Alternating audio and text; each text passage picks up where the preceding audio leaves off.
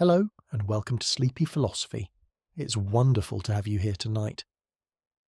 Before we begin our gentle journey through one of Plato's most enduring works, I'd love to know where you're listening from.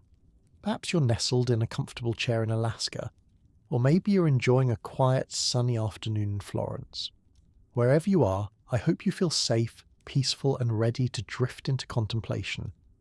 If you find these philosophical book explorations soothing as you drift to sleep, a like and subscribe truly helps this little channel continue sharing wisdom with fellow seekers. And to those already part of our community, thank you. Your presence here means more than you know. Tonight we're going to explore Plato's Republic, a work so foundational to Western thought that nearly every philosophical conversation since has been, in some way, a response to its ideas.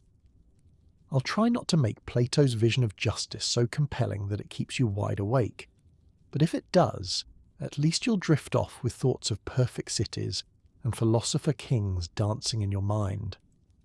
A small price to pay for a restless night spent contemplating the nature of the good life. So, let's begin, shall we? What is justice? And why did one ancient Greek philosopher believe that the answer to this question could reshape not just how we live, but how we organize entire civilizations? The Republic opens not with grand proclamations about truth or virtue, but with a simple scene. Socrates, Plato's beloved teacher, is walking back to Athens from the port of Piraeus after attending a religious festival. It's a detail that might seem insignificant, but it sets the tone for everything that follows. Here is philosophy emerging not from isolation or abstract theorizing, but from the everyday world of community, celebration, and human connection. As Socrates makes his way home, he's intercepted by a group of friends who insist he join them for dinner and conversation.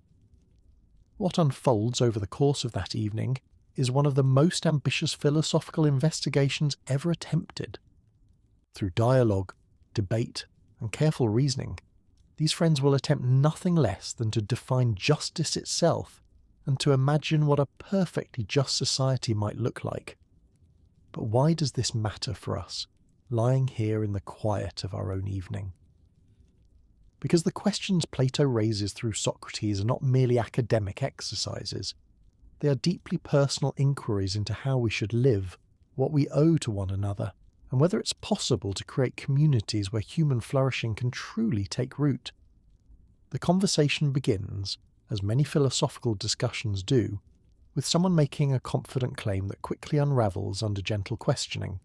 Cephalus, an elderly businessman, suggests that justice is simply telling the truth and paying your debts. It's a practical, straightforward definition that might satisfy many of us. After all, if everyone were honest and kept their promises, wouldn't the world be a much better place? But Socrates, with his characteristic curiosity, probes deeper. What if telling the truth would cause great harm? What if returning something you borrowed would enable someone to hurt themselves or others? Suddenly, this simple definition begins to feel inadequate. Justice, it seems, is not merely about following rules, but about understanding when and how those rules serve human well-being. As the evening progresses, other definitions emerge and dissolve. Polemarchus, drawing on the poet Simonides, argues that justice means helping friends and harming enemies. This view appeals to something deep in human nature, our instinct to be loyal to those we love and to protect ourselves from those who wish us ill. Yet even this seemingly natural definition crumbles when examined closely. How do we know who our true friends and enemies are? Can harming anyone ever truly serve justice? And what happens when our personal loyalties conflict with broader moral obligations? The most provocative challenge comes from Thrasymachus, a sophist who bursts into the conversation with barely contained frustration. Justice, he declares, is nothing more than the advantage of the stronger.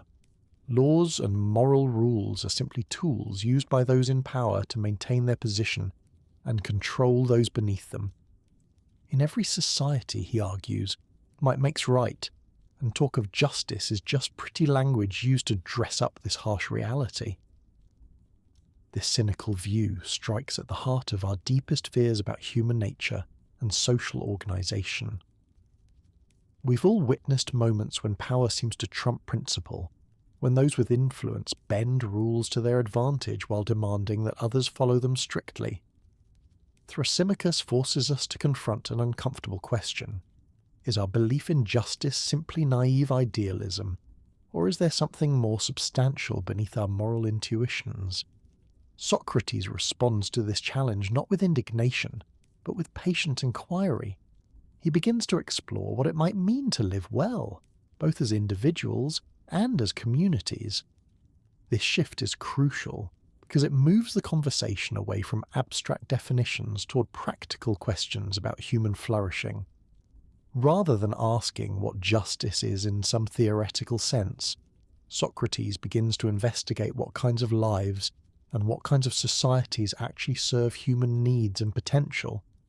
It's here that one of the Republic's most famous innovations emerges, the idea of examining justice in the soul by first looking at justice in the city.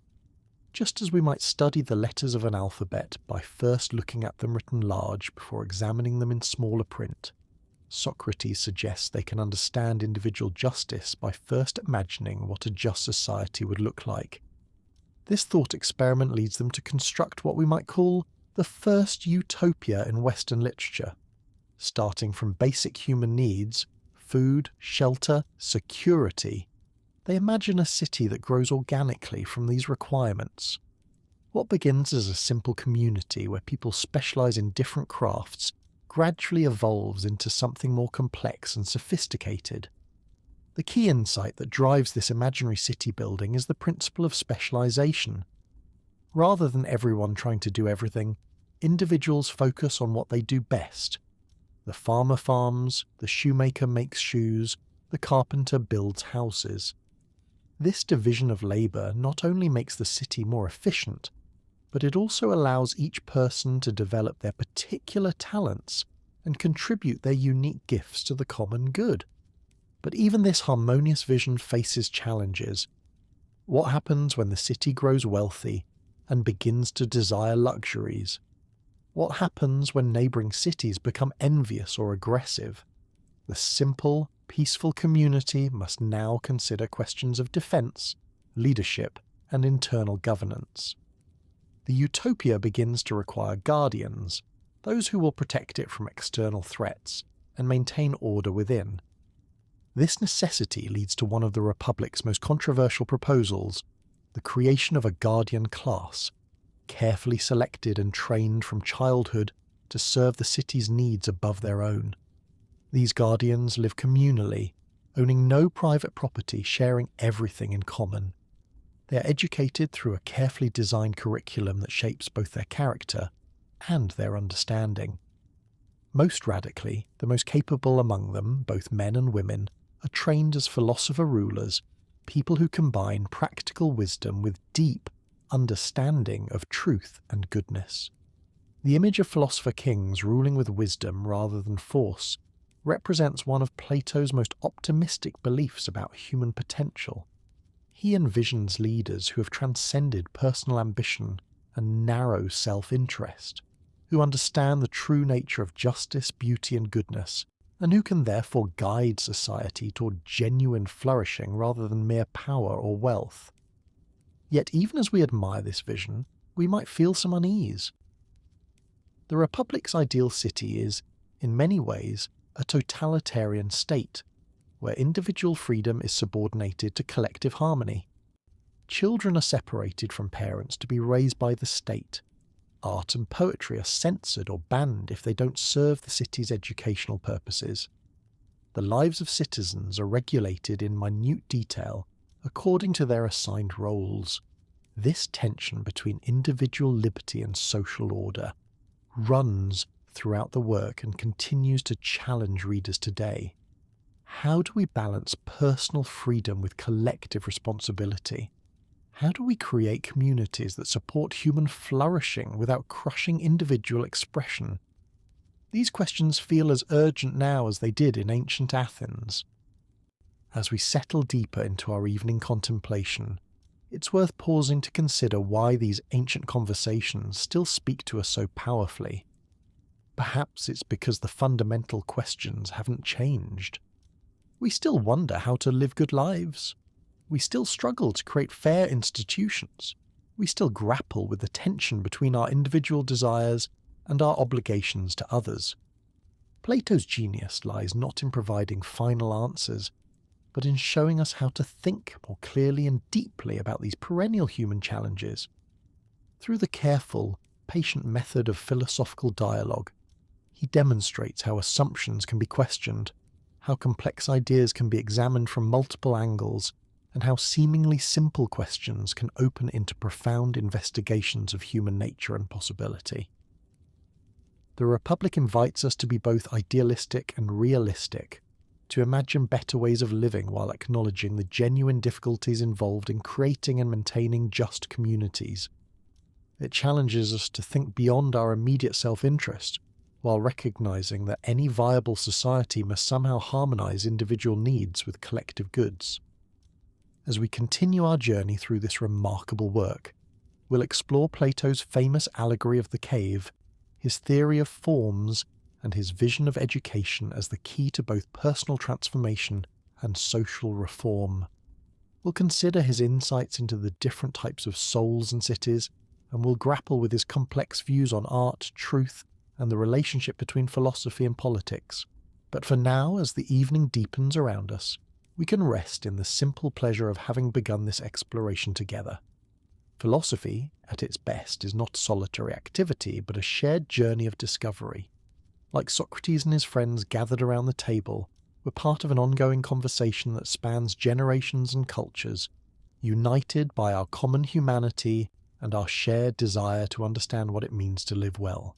Tonight, let's delve deeper into the heart of Plato's vision, where philosophy meets the most practical questions of human existence. As you settle more comfortably into your evening space, perhaps adjusting your pillow or pulling your blanket a little closer, we'll explore how Socrates guides his companions toward one of the most beautiful and challenging ideas in all of philosophy: the notion that wisdom and power, when properly united, can transform not just individual lives, but entire civilizations. The conversation in the Republic takes a fascinating turn when Socrates begins to examine the souls of the guardians, those protectors of the ideal city. Just as a city requires different kinds of people to fulfill different functions, he suggests, the human soul itself contains different elements that must work together in harmony. This isn't merely an abstract theory, but an invitation to understand ourselves more deeply, to recognize the various drives and desires that pull us in different directions throughout our lives. Imagine for a moment the last time you felt truly conflicted about a decision. Perhaps part of you wanted to stay up late reading or watching something enjoyable, while another part knew you should get proper rest. Maybe you felt torn between spending money on something you desired and saving for future needs. Or you might have experienced the tension between speaking up about something important and avoiding potential conflict. These everyday struggles reflect what Plato saw as the fundamental structure of the human psyche. In Socrates' analysis, the soul contains three distinct elements. The first is what we might call our appetitive nature, the part of us that hungers and thirsts, that seeks pleasure and comfort, that desires food, rest, companionship, and all the physical goods that sustain and delight our bodies. This isn't inherently bad or shameful. These appetites are natural and necessary. Without them, we wouldn't survive or flourish as embodied beings. The second element is our spirited nature, the part of us that feels anger at injustice, that seeks honour and recognition, that drives us to compete and achieve, that fills us with courage in the face of danger or determination when pursuing our goals. This spirited element gives us the energy to act, to fight for what we believe in, to protect what we love. The third element, which Socrates considers the highest, is our rational nature, the part of us that seeks truth and understanding, that can step back from immediate desires and consider what would be best in the long run, that can perceive patterns and principles that guide wise decision-making. This rational element doesn't oppose the other parts of the soul so much as it seeks to harmonize them, helping us find ways to satisfy our legitimate needs while pursuing worthy goals. Justice in the soul, according to this view, occurs when each element performs its proper function. Our appetites seek appropriate pleasures without excess or harmful indulgence. Our spirited nature pursues honour and achievement in ways that serve genuine goods, rather than mere ego or dominance. And our rational nature governs the whole, not through harsh suppression of other elements, but through wise coordination that allows each part to contribute to a flourishing life. This psychological insight illuminates why Socrates believes that philosopher kings would be the ideal rulers. Unlike tyrants who are driven primarily by appetite for power and pleasure, or warriors who might be motivated mainly by the desire for glory and conquest, philosopher rulers would be governed by the love of wisdom and truth. They would understand not only abstract principles, but also how to apply them in the complex, messy world of human affairs. But what does it actually mean to be a philosopher king? The picture Plato paints is both inspiring and demanding. These rulers would be individuals who have spent years, decades even, in rigorous study and self-examination. They would understand mathematics and logic not as dry academic subjects, but as ways of training the mind to think clearly and precisely. They would study music and poetry, not merely for entertainment, but to cultivate harmony and beauty in their souls. Most importantly, they would engage in what Socrates calls dialectic, the careful process of questioning and reasoning that gradually leads the mind from opinion toward knowledge. Through countless conversations and investigations, they would develop the ability to see beyond surface appearances to underlying realities, to distinguish between what merely seems good and what truly is good. The famous allegory of the cave, which we encounter later in the Republic, illustrates this philosophical journey beautifully. Imagine prisoners chained in a cave, able to see only shadows cast on the wall in front of them. They mistake these shadows for reality itself, naming them and developing elaborate theories about their behaviour. But what if one prisoner were freed and gradually led up toward the sunlight? At first, the brightness would be painful, disorienting. But slowly this person would begin to see actual objects, trees, mountains, the sky, the sun itself. Now imagine this enlightened person returning to the cave to help the others. The remaining prisoners might mock him, might refuse to believe his accounts of the world above, might even become hostile towards someone who challenges their familiar understanding of reality. This, Socrates suggests, is the situation of the philosopher in ordinary society.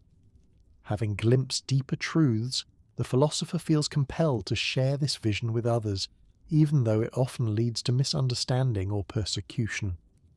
The philosopher king, in this allegory, would be someone who has made the complete journey from shadow to sunlight, and then willingly returned to help guide others toward the light. This isn't a power grab motivated by personal ambition, but a form of service motivated by love of truth and concern for human welfare. Yet even as we admire this vision, we might wonder whether it's realistic or even desirable. The Republic's ideal rulers live lives of almost monastic dedication to wisdom and service. They own no private property, have no traditional families, and subordinate all personal desires to the good of the city. Would such people actually be effective leaders? Would they understand the concerns and needs of ordinary citizens who do care about property, family, and personal happiness? Plato seems aware of these tensions. At several points in the dialogue, the participants acknowledge that their ideal city might never exist in practice. It serves more as a standard or measuring stick, a way of thinking about what perfect justice would look like, even if we can never fully achieve it. The value lies not in creating an exact replica of this imaginary city, but in being inspired and guided by its vision of harmony, wisdom, and mutual care. This connects to one of the Republic's most profound insights. The relationship between personal virtue and social justice isn't accidental, but essential. We can't create genuinely just institutions without just individuals, and we can't become fully just individuals without participating in just communities. The health of the soul and the health of the city mirror and support each other. Consider how this might apply to our own lives and societies. When we see corruption in institutions, whether governmental, corporate, or educational, We're witnessing what happens when individuals in positions of responsibility prioritize personal gain over collective good. When we see communities torn apart by conflict and mistrust, we're often seeing the effects of individuals who haven't learned to harmonize the different elements within their own souls. But the reverse is also true when we encounter institutions that genuinely serve human flourishing, schools that educate rather than merely credential, businesses that create value rather than simply extract profit, governments that protect and empower rather than exploit and control. We're usually seeing the work of individuals who have developed some measure of that philosophical wisdom Plato describes. The Republic suggests that this kind of personal and social transformation is possible, but it requires education of a very particular sort. Not merely the accumulation of information or even skills, but the cultivation of character and understanding. Plato envisions an educational system that begins in early childhood and continues throughout life, one that engages not just the intellect but the whole person, shaping desires and emotions as well as thoughts and beliefs. This education would involve physical training to develop health and discipline, musical education to cultivate harmony and emotional sensitivity, mathematical training to develop precision and logical thinking, and philosophical training to develop wisdom and judgment.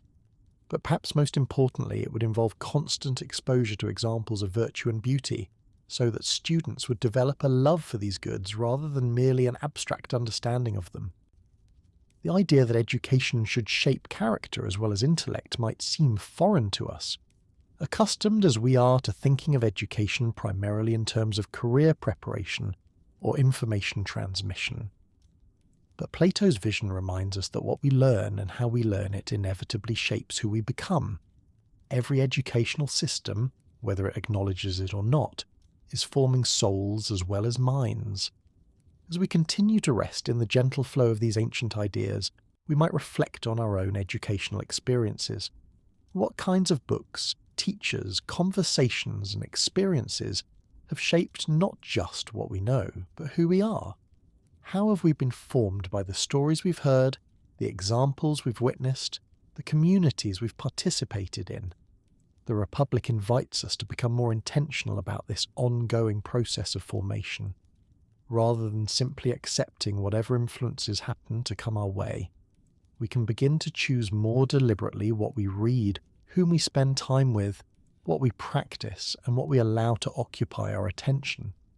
This isn't about becoming rigid or judgmental, but about recognizing that the soul, like the body, is nourished or weakened by what it consumes. In the quiet of this evening, as thoughts begin to slow and the day's concerns start to fade, we can appreciate how Plato's vision offers both challenge and comfort. The challenge lies in his insistence that the examined life requires genuine effort and commitment. We cannot simply drift through existence expecting wisdom and virtue to emerge automatically. Like the prisoners in the cave, we must be willing to turn away from familiar shadows toward unfamiliar light, even when the process is difficult or disorienting. But there's comfort too in Plato's confidence that this journey is worthwhile and achievable.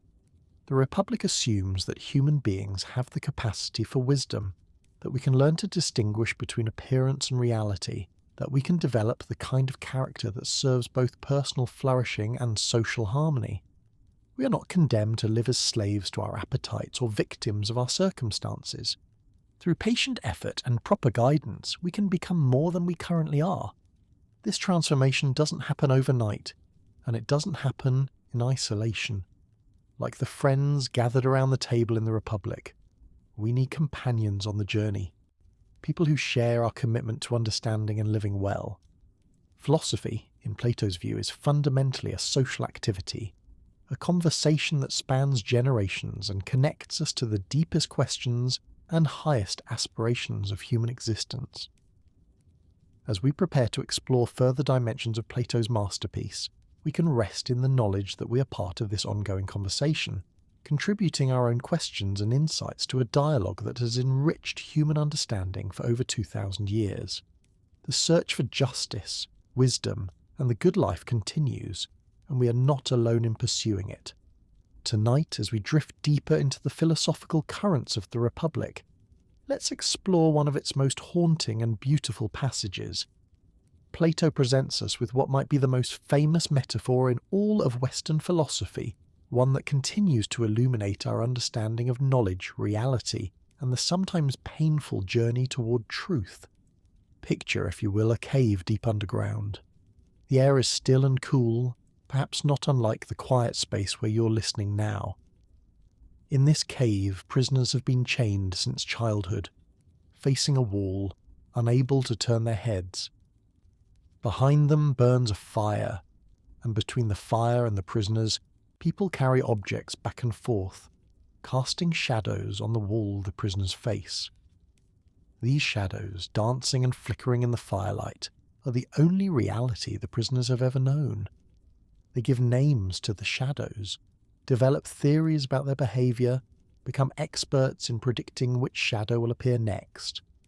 Some prisoners are considered wise because they're particularly good at recognising patterns in the shadow play. This is their entire world, their complete understanding of existence. And why would they question it? It's all they've ever experienced. Now imagine one prisoner is freed. The chains fall away, and slowly, painfully, this person turns around.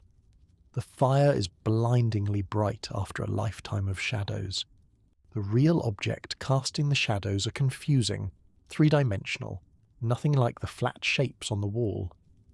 Every instinct tells the prisoner to turn back to the familiar shadows, to reject this uncomfortable new reality. But suppose this person is gradually led upward, through passages and tunnels toward the surface. Each step brings new discomfort. The eyes water, the head aches, nothing makes sense. Finally, emerging into sunlight, the former prisoner is overwhelmed. The sun itself is impossible to look at directly. Trees, mountains, the sky, all of it is too vivid, too complex, too real. Yet slowly, carefully, this person begins to adapt. The eyes adjust, the mind expands. What seemed impossible becomes natural. And with this adjustment comes a profound realization. Everything they thought they knew was merely a shadow of something far more beautiful and true. This allegory speaks to something we've all experienced, though perhaps not as dramatically. Remember the first time you learned something that completely changed your perspective on a subject you thought you understood.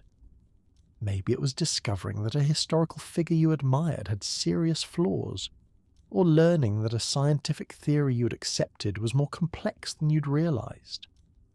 That moment of disorientation, when familiar certainties suddenly feel unstable, captures something essential about genuine learning.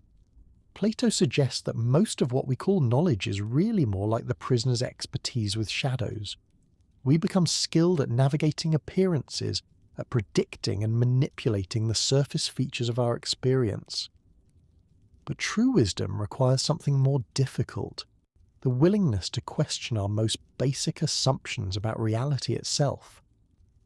The freed prisoner in the cave allegory represents what Socrates calls the philosopher, someone who has begun the ascent from opinion toward knowledge. But notice how challenging this journey is. It's not simply a matter of acquiring new information, like adding more books to a library. It requires a fundamental reorientation of the soul, a willingness to let go of comfortable certainties in pursuit of deeper truths. This connects beautifully to the Republic's vision of education. True education, Plato suggests, isn't about stuffing facts into empty minds, like filling containers with water. Instead, it's about turning the soul around, helping people see in new directions.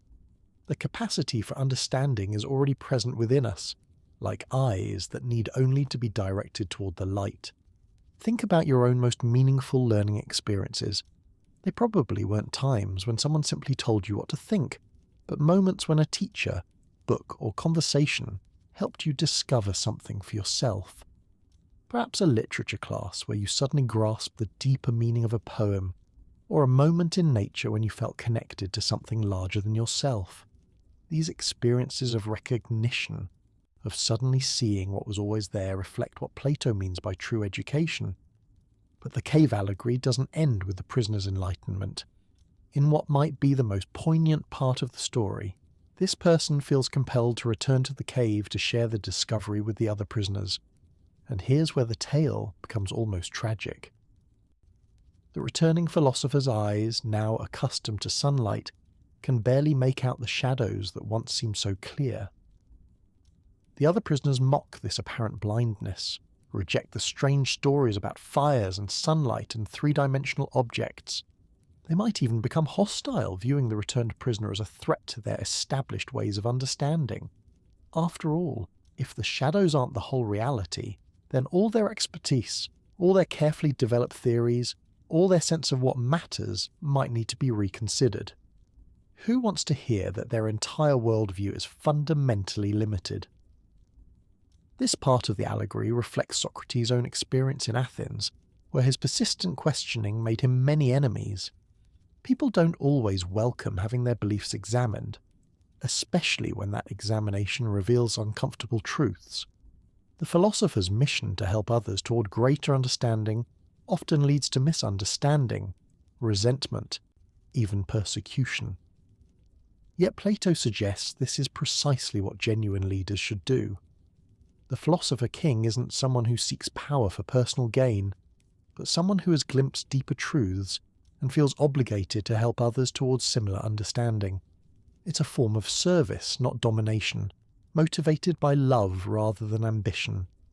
As we rest here in the gentle darkness of evening, we might reflect on how this allegory illuminates our own relationship to truth and understanding.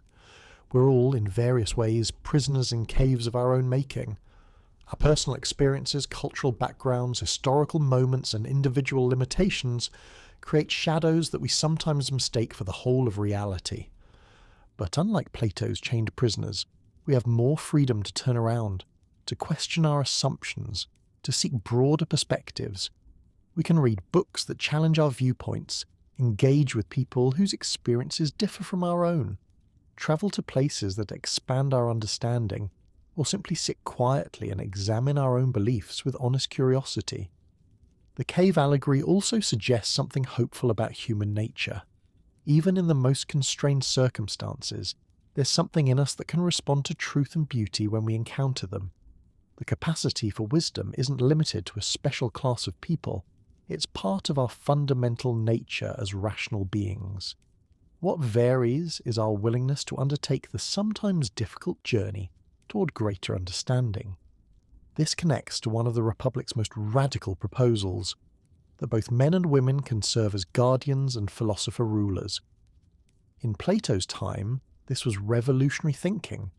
Most Greeks assumed that women were naturally inferior to men in intellectual and moral capacity.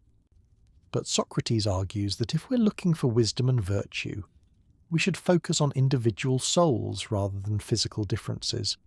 Some women will be better suited for philosophy and leadership than some men, just as some people are naturally better musicians or athletes than others. This insight extends far beyond questions of gender to broader issues of human potential and social organisation. How many talents go undeveloped because we make assumptions about what different types of people can achieve? How many potential philosopher rulers never get the education and opportunities that would allow their wisdom to flourish? The Republic's vision of education specifically addresses this concern. Rather than assuming that only children from certain families or social classes can benefit from higher learning, Plato imagines a system where all children are given opportunities to discover and develop their particular gifts. Those who show aptitude for philosophy continue that path. Others find their calling in crafts, arts, or other essential work. This isn't about creating a rigid hierarchy where philosophers are more valuable than farmers or artisans. Instead, it's about recognizing that human flourishing requires diverse talents working together harmoniously. Just as a symphony needs different instruments playing different parts, a just society needs different people, contributing their unique gifts to the common good. The cave allegory reminds us that this kind of social harmony isn't automatic. It requires individuals who have done the work of examining their own souls, who understand the difference between mere opinion and genuine knowledge, who can see beyond personal interest to broader goods. It requires, in other words, people who have begun the journey from shadow towards sunlight and who are willing to help others make that same journey. As thoughts begin to slow and the day's concerns start to fade, we can take comfort in Plato's confidence that this transformation is possible. The Republic doesn't present the cave allegory as a pessimistic story about human limitation, but as an optimistic vision of human potential. Yes, we begin in chains, mistaking shadows for reality. But we have the capacity to turn around, to climb upward, to discover truths that illuminate not only our understanding but our lives. The journey isn't easy, and it's never complete. Even the most enlightened person continues to discover new dimensions of truth and beauty. But each step toward greater understanding enriches not only our own lives, but our capacity to serve others. Like the philosopher who returns to the cave, we can share what we've learned, even when others aren't immediately ready to receive it. In the quiet space of this evening contemplation, surrounded perhaps by the familiar shadows of your own room, you're participating in this ancient journey toward understanding. Philosophy, at its heart, is about learning to see more clearly, to think more carefully, to live more wisely. And that journey continues, one conversation at a time, one insight at a time, one gentle step at a time toward the light. The light. Tonight, let's venture into one of the most intriguing territories of Plato's Republic, where the conversation turns toward questions that feel remarkably contemporary. As you settle deeper into your evening rest, perhaps noticing how your breathing has naturally slowed, we'll explore Plato's thoughts on art, truth, and the stories that shape our souls. Imagine for a moment the last time you were deeply moved by a story. Perhaps it was a film that made you cry, a novel that kept you awake turning pages, or even a song that transported you to another emotional landscape entirely. In that moment of being swept away by narrative, you experienced something that worried Plato profoundly. Not because he was opposed to beauty or emotion, but because he understood how powerfully stories can shape our understanding of reality and ourselves. In the Republic, Socrates makes what might seem like a shocking proposal. Many forms of art, particularly poetry and drama, should be carefully regulated or even banned from the ideal city. This isn't the pronouncement of a cultural Philistine, but the concern of someone who takes art's power so seriously that he fears its potential for harm. To understand why, we need to consider Plato's theory of reality itself. According to Socrates, the physical world we experience through our senses is itself a kind of copy or shadow of a higher realm of perfect forms. When a carpenter makes a table, he's creating an imperfect copy of the ideal form of tableness that exists in this higher realm. The table you might touch is real enough for practical purposes, but it's still twice removed from ultimate reality, from the perfect form that makes it recognizable as a table at all. Now consider what happens when a painter creates an image of that same table. The painting depicts not the ideal form of tableness, but the carpenter's already imperfect copy. This makes the painting 3 times removed from truth, a copy of the real thing, and if this painter is skilled, the painting might be so beautiful and compelling that viewers prefer it to actual tables, finding more pleasure in the artistic representation than in reality itself. This might seem like an abstract philosophical puzzle, but Plato sees profound practical implications.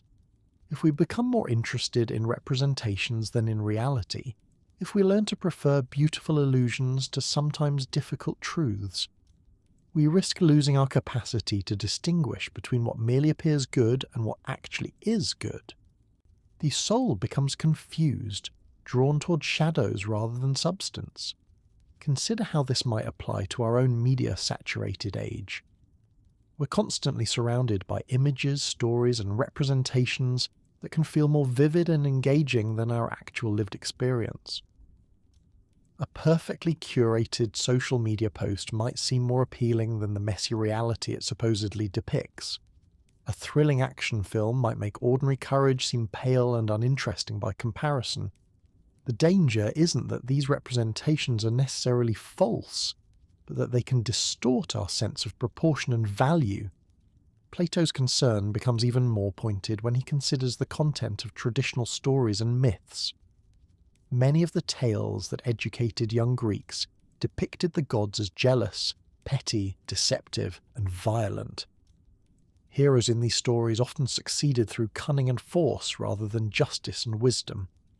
What kind of souls, Socrates wonders, are being formed by such narratives?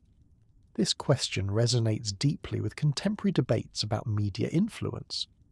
What happens to a young person's moral imagination when their heroes are anti-heroes, when success is measured primarily by wealth and fame, when conflict is resolved through violence rather than understanding?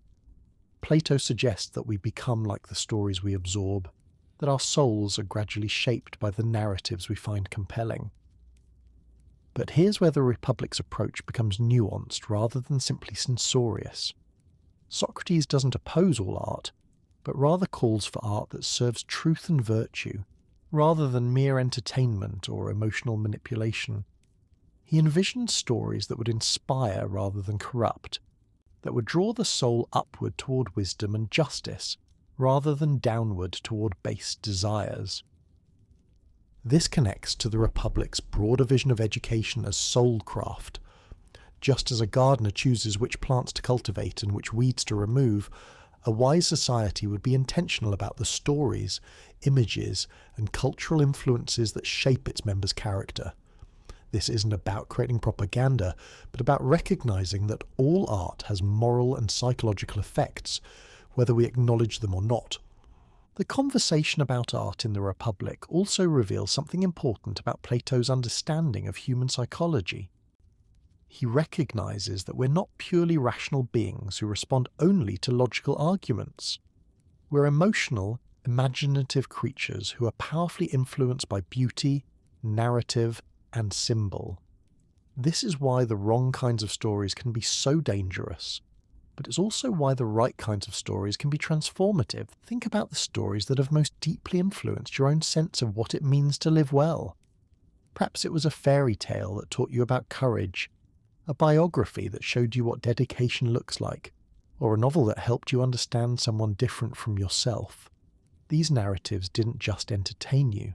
They participated in forming your character, your sense of possibility, your understanding of what matters most. This recognition leads to one of the Republic's most beautiful passages about the power of harmonious art. Socrates describes how proper music and poetry can create a kind of resonance in the soul, drawing it toward order and beauty. Just as certain musical modes can make us feel melancholy or joyful, exposure to genuinely noble art can make us more noble ourselves. The soul learns to love what is truly lovable, to find beauty in what is genuinely beautiful. As we rest here in the gentle quiet of evening, we might reflect on our own relationship with the stories and images that surround us. In a world where we have unprecedented access to every kind of narrative and representation, how do we cultivate the kind of discernment Plato advocates? How do we distinguish between art that enriches the soul and art that merely flatters or distracts? Perhaps it begins with the kind of honest self-examination that Socrates models throughout the Republic. We can notice which stories, films, books and songs leave us feeling more hopeful, more generous, more connected to what we value most deeply. We can observe which cultural influences draw us toward wisdom and compassion, and which ones seem to encourage cynicism or selfishness. This doesn't mean becoming puritanical or rejecting all entertainment. Even Plato acknowledges that joy and celebration have their place in human life. But it does mean becoming more intentional about the cultural diet we consume, recognizing that every story we absorb is participating in the ongoing formation of our souls. The Republic's discussion of art also illuminates something important about the relationship between truth and beauty. For Plato, genuine beauty isn't merely a matter of sensory pleasure or aesthetic preference. True beauty draws the soul toward truth and goodness. It reveals rather than conceals the deeper patterns that give meaning to existence. This might help explain why certain works of art continue to speak to people across centuries and cultures, while others feel dated or shallow after brief popularity. The art that endures typically does more than reflect the surface concerns of its time. It touches something universal about human experience, something that connects to deeper truths about who we are and how we might live. Consider the stories that have shaped entire civilizations, the great religious and philosophical texts, the epic poems and foundational myths, the works of literature that continue to be read and discussed generations after their creation. These narratives have power not because they're merely entertaining, but because they illuminate enduring aspects of the human condition. They help us understand ourselves and our world more clearly. This brings us to one of the most paradoxical aspects of the Republic's treatment of art. Even as Socrates critiques poetry and drama, Plato himself is creating a work of extraordinary literary beauty. The Republic is filled with vivid metaphors, compelling characters, and narrative drama. The cave allegory alone is one of the most powerful and enduring images in all of philosophy. This suggests that Plato's concern isn't with artistic beauty per se, but with how that beauty is employed. Art in service of truth and wisdom can be tremendously valuable. Art that leads us away from reality toward pleasant illusions becomes problematic. The key is whether the artistic work ultimately serves human flourishing, or merely provides temporary escape from the demands of genuine living. As thoughts continue to slow and the day's activities fade into memory, we might appreciate how Plato's concerns about art connect to his broader vision of human development. Just as the philosopher must learn to distinguish between shadows and reality, between opinion and knowledge, we all need to develop the capacity to discern between the stories that illuminate our lives and those that obscure our understanding. This kind of discernment isn't something we achieve once and then possess forever. It requires ongoing attention, the kind of gentle, persistent self-examination that philosophy encourages. We can ask ourselves regularly, what stories am I telling myself about my life, my relationships, my possibilities? Which of these stories serve my growth toward wisdom and compassion, and which ones keep me trapped in limiting patterns? The Republic suggests that this individual work of discernment is connected to broader social questions about the kinds of cultural influences we collectively create and support. In a democratic society, we all participate in shaping the stories that surround us through our choices about what to watch, read, share, and discuss. This gives us both opportunity and responsibility to contribute to cultural conversations that elevate rather than diminish our common humanity. Perhaps most importantly, Plato's discussion of art reminds us that beauty and truth aren't opposed to each other, but are ultimately allies in the project of human flourishing. The most profound works of art help us see more clearly, feel more deeply, and understand more fully what it means to live well. They don't offer easy answers, but they do offer the kind of illumination that makes our questions more precise and our searching more fruitful. In this spirit, as we continue our gentle journey through the Republic's landscape of ideas, we can appreciate how Plato invites us to become artists ourselves, not necessarily of paintings or poems, but of our own lives and characters. The same attention to beauty, harmony, and truth that creates lasting art can guide us in creating lives that reflect our deepest values and highest aspirations. Tonight, let's turn our attention to one of the most practical yet profound sections of the Republic, where Plato explores the different types of constitutions and the kinds of souls they create.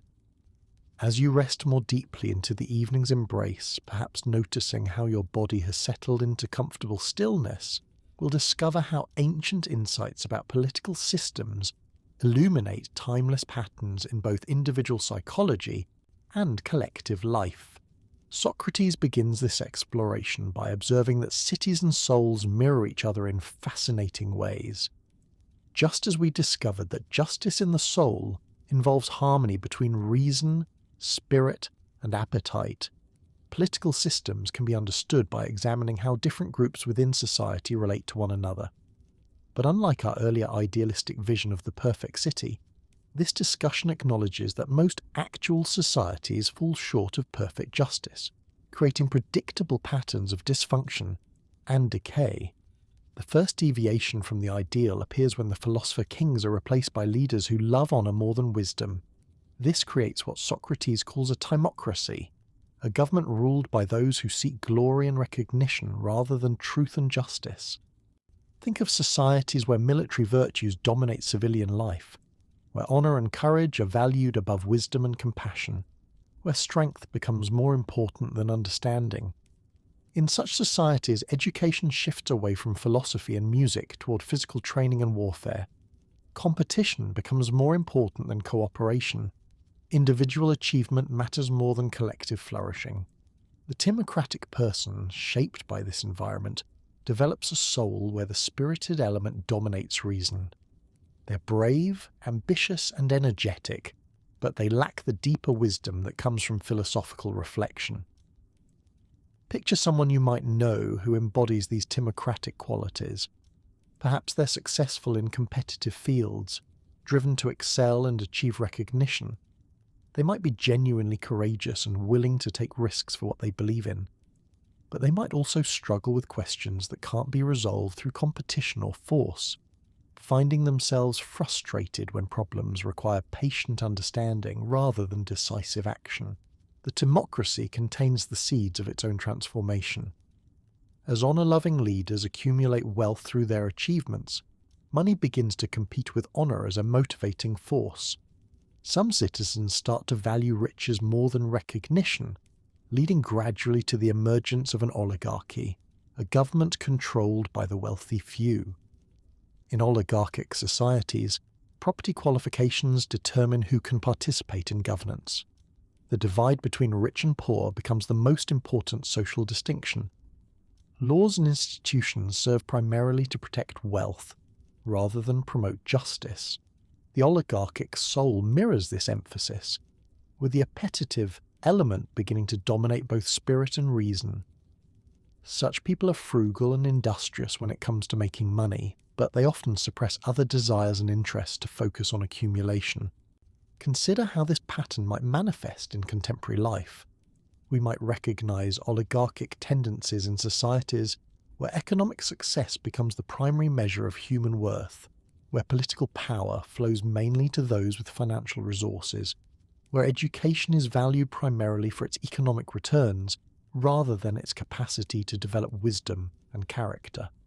The oligarchic person might be someone who has learned to delay gratification and work hard for financial goals, but who has difficulty appreciating goods that can't be quantified or purchased. They might accumulate wealth while remaining poor in relationships, wisdom, or inner peace. Their soul becomes divided, with necessary desires for food, shelter, and security receiving attention, while other aspects of human flourishing are neglected or suppressed. But oligarchy, too, carries within it the conditions for its own transformation. The sharp division between rich and poor creates resentment and instability. Eventually, the many poor unite against the few rich, leading to the establishment of democracy. In Plato's analysis, democracy emerges not from philosophical conviction about human equality, but from the practical revolt of the disadvantaged against the privileged. Democratic society, as Socrates describes it, is characterized by freedom and equality. All desires are considered equally valid, all lifestyles equally worthy of respect. There's tremendous diversity and liberty, with individuals free to pursue whatever appeals to them without external constraint. At first glance, this sounds wonderfully liberating, and indeed Socrates acknowledges the attractive qualities of democratic life. The democratic soul reflects this same pattern of freedom and equality. All desires within the soul are treated as equally legitimate. The person experiences a rich variety of interests and pleasures, exploring different possibilities without committing deeply to any particular path. One day they might pursue philosophy, the next day physical fitness, the next day business success. There's a kind of beautiful diversity to this way of living. Yet Plato identifies a crucial problem with this apparent freedom. When all desires are treated as equally valid, when there's no organizing principle to provide direction and priority, the soul lacks the harmony that comes from wise leadership. The democratic person becomes scattered, unable to develop depth in any area, because they're constantly pulled in different directions by competing interests. Moreover, democratic society's emphasis on freedom and equality can gradually undermine the very conditions that make freedom possible. When all opinions are considered equally valid, expertise and wisdom lose their authority. When all desires are equally legitimate, there's no basis for distinguishing between those that serve genuine human flourishing and those that merely provide temporary pleasure. This analysis might resonate with contemporary experiences of information overload and choice paralysis. In societies with tremendous freedom and opportunity, we can find ourselves overwhelmed by options, struggling to discern which paths are worth pursuing deeply. The very abundance of possibilities can make it difficult to commit to the sustained effort that genuine achievement requires. The democratic soul, while experiencing many pleasures, might never know the deeper satisfactions that come from dedicated pursuit of wisdom, mastery of a craft, or commitment to enduring relationships. Freedom becomes a kind of prison when it lacks the guidance that wisdom and virtue provide. According to Socrates, democracy's celebration of freedom eventually creates conditions for the emergence of tyranny. When people become accustomed to unlimited liberty, they begin to resent any form of authority or constraint. Laws become burdensome, traditions seem oppressive, even basic social expectations feel like violations of individual autonomy. This extreme pursuit of freedom creates chaos and conflict. In response to social disorder, people become willing to surrender their liberty to anyone who promises to restore stability and security. The potential tyrant emerges as a champion of the people against established authorities, gradually accumulating power by appealing to popular resentments and fears. The tyrannical soul represents the complete domination of reason and spirit by appetite, but not just any appetite. The tyrant is ruled by what Socrates calls unnecessary desires, cravings that serve no genuine human need, but become compulsive and destructive. These might include addictions to drugs, sex, or power, desires that grow stronger the more they're fed, and that eventually consume everything else in the person's life. The tragic irony of tyranny, both political and psychological, is that the pursuit of unlimited freedom leads to complete slavery. The tyrant, whether ruling a city or a soul, becomes enslaved to insatiable desires that can never be fully satisfied. The more power they acquire, the more paranoid and isolated they become, trusting no one and finding genuine pleasure in nothing. This progression from timocracy through oligarchy and democracy to tyranny isn't presented as inevitable, but as a natural tendency when societies lose touch with the wisdom and virtue that genuine justice requires. Each form of government emerges from the contradictions and excesses of its predecessor, creating new problems even as it solves old ones. As we rest here in the peaceful quiet of evening, we might reflect on how these patterns play out in our own lives and communities. We can probably recognize aspects of each constitution within ourselves, times when we've been driven primarily by the desire for recognition, or the accumulation of wealth, or the pursuit of freedom, or even the satisfaction of compulsive desires. The value of Plato's analysis lies not in encouraging us to judge ourselves or others harshly, but in helping us understand the psychological dynamics that shape both individual choices and collective outcomes. When we recognize timocratic tendencies in ourselves, we can ask whether our competitive drive serves wisdom or merely ego. When we notice oligarchic patterns, we can examine whether our material pursuits support genuine flourishing or have become ends in themselves.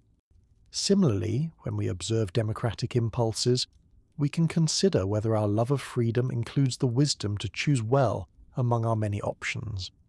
And when we detect tyrannical tendencies, we can honestly examine whether certain desires have begun to dominate our lives in unhealthy ways.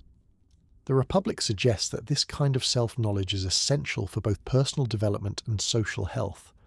We cannot create genuinely just institutions without individuals who understand their own souls and have learned to harmonize their various desires under the guidance of wisdom. Conversely, we cannot maintain individual virtue in social environments that systematically reward vice and punish excellence. This insight points toward the profound responsibility we all share in shaping the communities we inhabit. Through our daily choices about what to value, whom to support, and how to treat others, we contribute to creating either the conditions for human flourishing or the dynamics that lead toward social decay. The progression of constitutions also illuminates why the Republic's vision of philosopher kings isn't merely an abstract ideal, but a practical necessity for social stability. Only leaders who have learned to harmonize their own souls, who love wisdom more than power or wealth or recognition, can guide communities toward genuine justice, rather than the temporary satisfactions that eventually create their own problems. As thoughts continue to slow and evening deepens around us, we can appreciate how Plato's political analysis offers both warning and hope.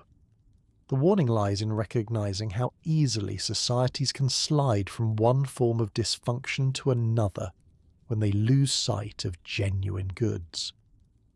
The hope lies in understanding that these patterns aren't mysterious or inevitable, but follow comprehensible psychological and social dynamics.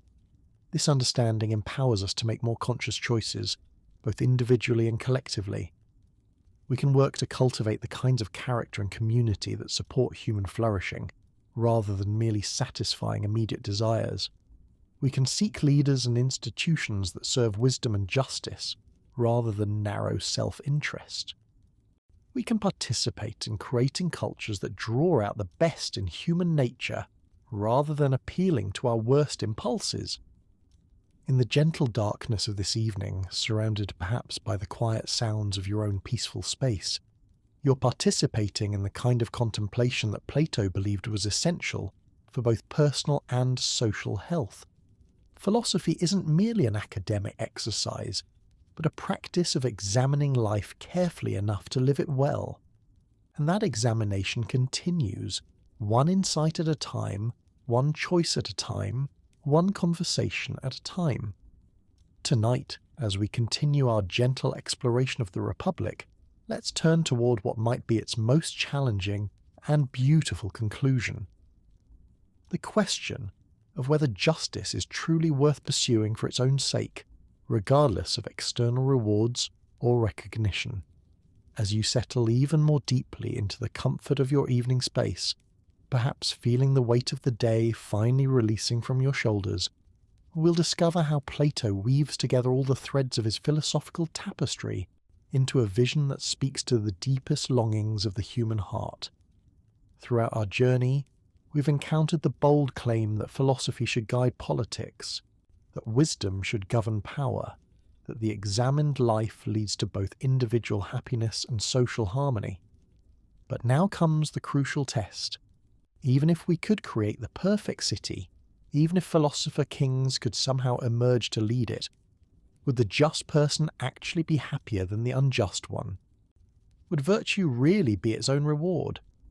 This question haunts the entire dialogue because it reflects something we all wonder about in our quieter moments. We've probably all observed people who seem to succeed through manipulation, dishonesty, or selfishness. We've seen individuals who appear to thrive by breaking rules that others follow, who advance their interests without regard for fairness or compassion. Meanwhile, those who try to live ethically sometimes struggle, sometimes suffer, sometimes seem to finish last in competitions where winning is all that matters. Socrates approaches this challenge by examining what happiness actually means. The Greek word is eudaimonia, often translated as flourishing or living well. It's not primarily about feeling good or experiencing pleasure, though these might be part of it. Instead, it refers to the kind of life that fulfills our deepest nature as human beings, the life that allows our highest capacities to develop and express themselves. To understand this, consider the difference between immediate gratification and lasting satisfaction. You might enjoy eating an entire cake, but you probably wouldn't feel genuinely nourished afterward.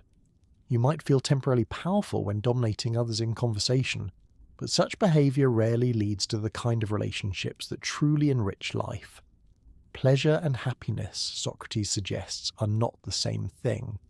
The just person, according to this analysis, experiences a kind of inner harmony that the unjust person cannot achieve.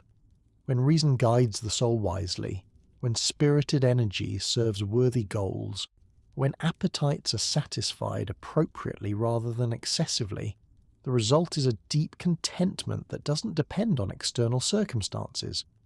This harmony creates resilience, peace, and the capacity for genuine joy even in difficult situations.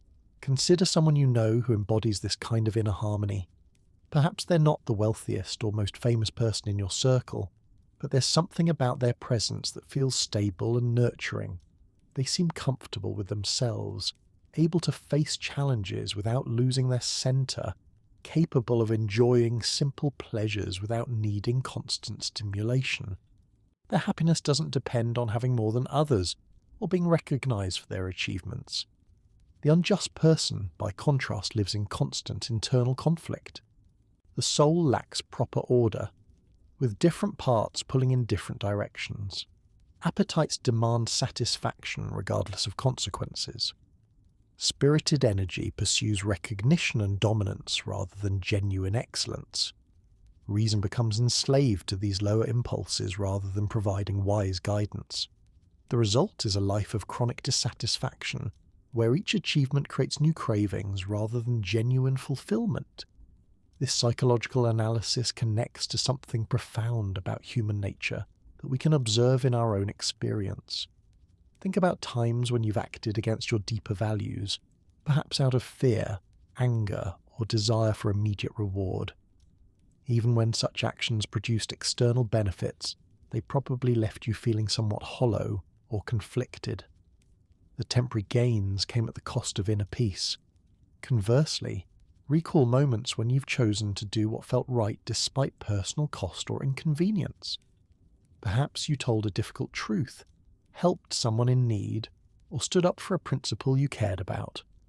Such actions might have created external challenges, but they probably enhanced rather than diminished your sense of self-respect and integrity. Plato suggests that this pattern reflects something fundamental about how human souls are constructed.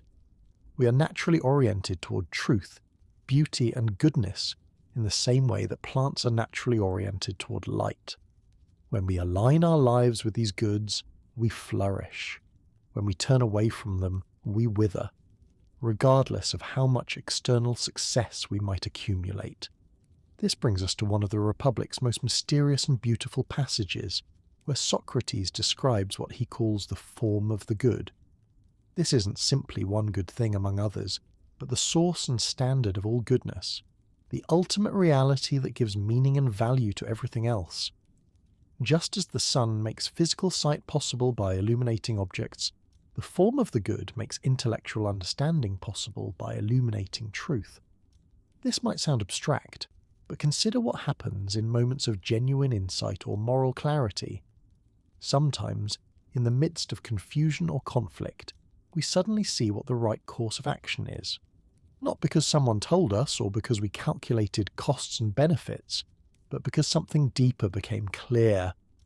These moments of recognition suggest that there might indeed be objective standards of goodness that we can discover rather than simply invent. The philosopher in Plato's vision is someone who has glimpsed this ultimate good and feels compelled to orient their entire life around it. This isn't a burden, but a joy, like someone who has discovered a beautiful landscape and wants to spend time there. The pursuit of wisdom becomes its own reward because wisdom puts us in touch with what is most real and valuable in existence. This connects to the Republic's famous discussion of the philosopher's relationship to death. Socrates suggests that those who have learned to love truth more than bodily pleasure, wisdom more than material possessions, and virtue more than social recognition have already begun to separate their souls from exclusive dependence on physical existence. Death becomes less frightening because the most important part of themselves, Their capacity for understanding and moral choice transcends material limitations. This doesn't mean philosophers are eager to die or careless about physical well-being. Rather, they've discovered goods that don't depend entirely on bodily health or external circumstances. Their happiness has roots that go deeper than temporary conditions, creating a kind of stability that purely material satisfactions cannot provide. As we rest here in the gentle quiet of evening, we might reflect on our own relationship to these different kinds of goods. What brings you the most lasting satisfaction? When do you feel most genuinely yourself, most aligned with your deepest values? These questions point toward the kind of self-knowledge that Plato considers essential for human flourishing. The Republic's conclusion suggests that this self-knowledge inevitably leads to care for others and for the broader community. The just person doesn't pursue virtue as a form of selfish self-improvement, but as a way of participating more fully in the interconnected web of relationships that constitute human life. Justice in the soul naturally expresses itself as justice in the world. This vision challenges some common assumptions about the relationship between individual and social good. Rather than seeing these as competing interests that must be balanced through compromise, Plato suggests they're ultimately harmonious. The more genuinely we pursue our own deepest flourishing, the more we contribute to conditions that support everyone's flourishing. Think about people who have made the most positive difference in your life. They probably weren't pursuing their own narrow self-interest at your expense, nor were they sacrificing their authentic selves for your benefit. Instead, they likely were expressing their genuine nature in ways that happened to serve your growth and well-being as well as their own.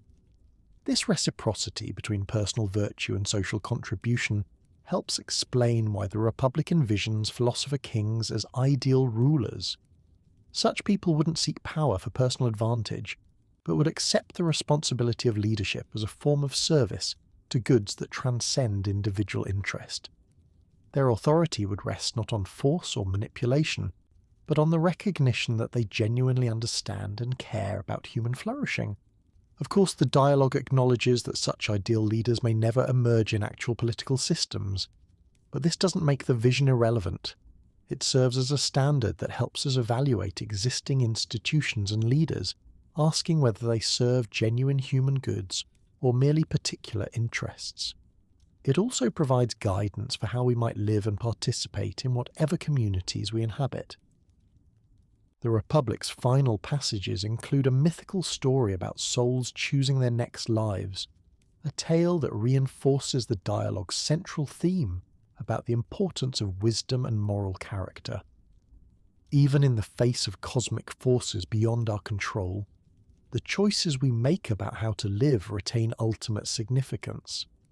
The cultivation of virtue isn't just about temporary happiness, but about the kind of beings we become through our decisions and actions. This mythical dimension reminds us that the Republic operates on multiple levels simultaneously. It's a work of political theory, psychological analysis, educational philosophy, and spiritual reflection. Its insights apply to immediate practical questions about how to organize society, but they also speak to deeper mysteries about the nature of reality and human destiny. As thoughts continue to slow and the peace of evening deepens around you, you might appreciate how this ancient dialogue continues to offer guidance for contemporary questions. In a world often dominated by competition for scarce resources, Plato reminds us of goods that increase when shared.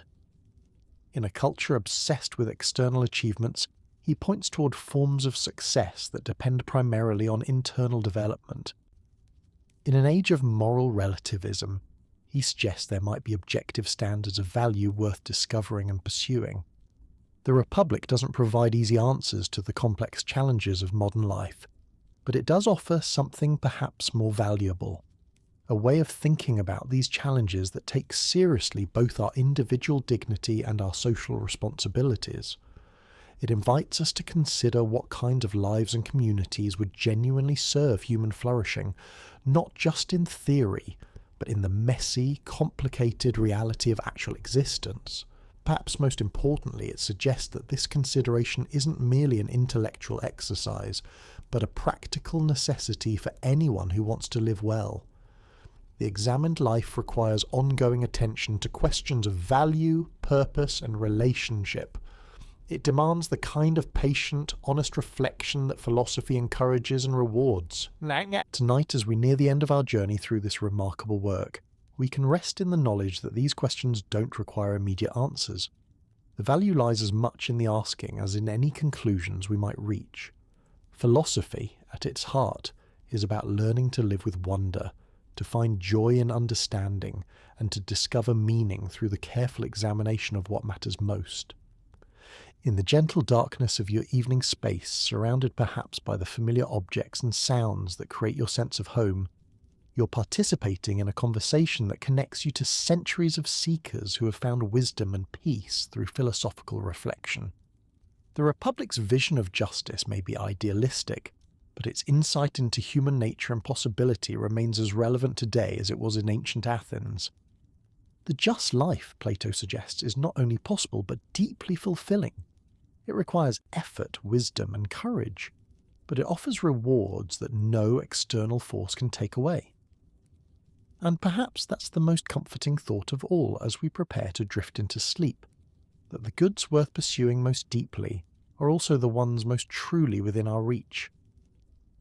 As the Republic draws to its close and our evening contemplation does the same, we're left not with dogmatic answers but with enriched questions, not with rigid rules, but with flexible wisdom, not with fear of the unknown, but with confidence in our capacity to continue growing in understanding and virtue. The dialogue ends, but the conversation it began continues in every moment we choose to live reflectively, justly, and well. Tonight, let's drift gently into the final chapters of our journey through Plato's Republic, where the conversation turns toward questions that feel both ancient and urgently contemporary. As you settle even deeper into the embrace of evening, perhaps feeling your thoughts naturally beginning to slow and soften, we'll explore how this remarkable dialogue concludes with reflections on the soul, eternity, and the ultimate meaning of our choices. There's something deeply moving about the way Plato chooses to end this monumental work. After hundreds of pages exploring justice in cities and souls, after constructing elaborate theories about education and governance, after challenging us to imagine philosopher kings and perfect societies, the dialogue closes with something far more intimate and personal. It asks us to consider not just how we should live, but why our choices matter in the deepest possible sense. Socrates introduces what he calls the myth of air, a story about a soldier who dies in battle but returns to life with memories of what lies beyond death. It's not presented as literal truth, but as a kind of philosophical poetry that illuminates truths too profound for ordinary argument. Like the cave allegory or the image of the divided line, it invites us to see familiar questions from an entirely new perspective. In this myth, souls who have completed their earthly lives gather in a meadow between worlds, where they must account for how they have lived.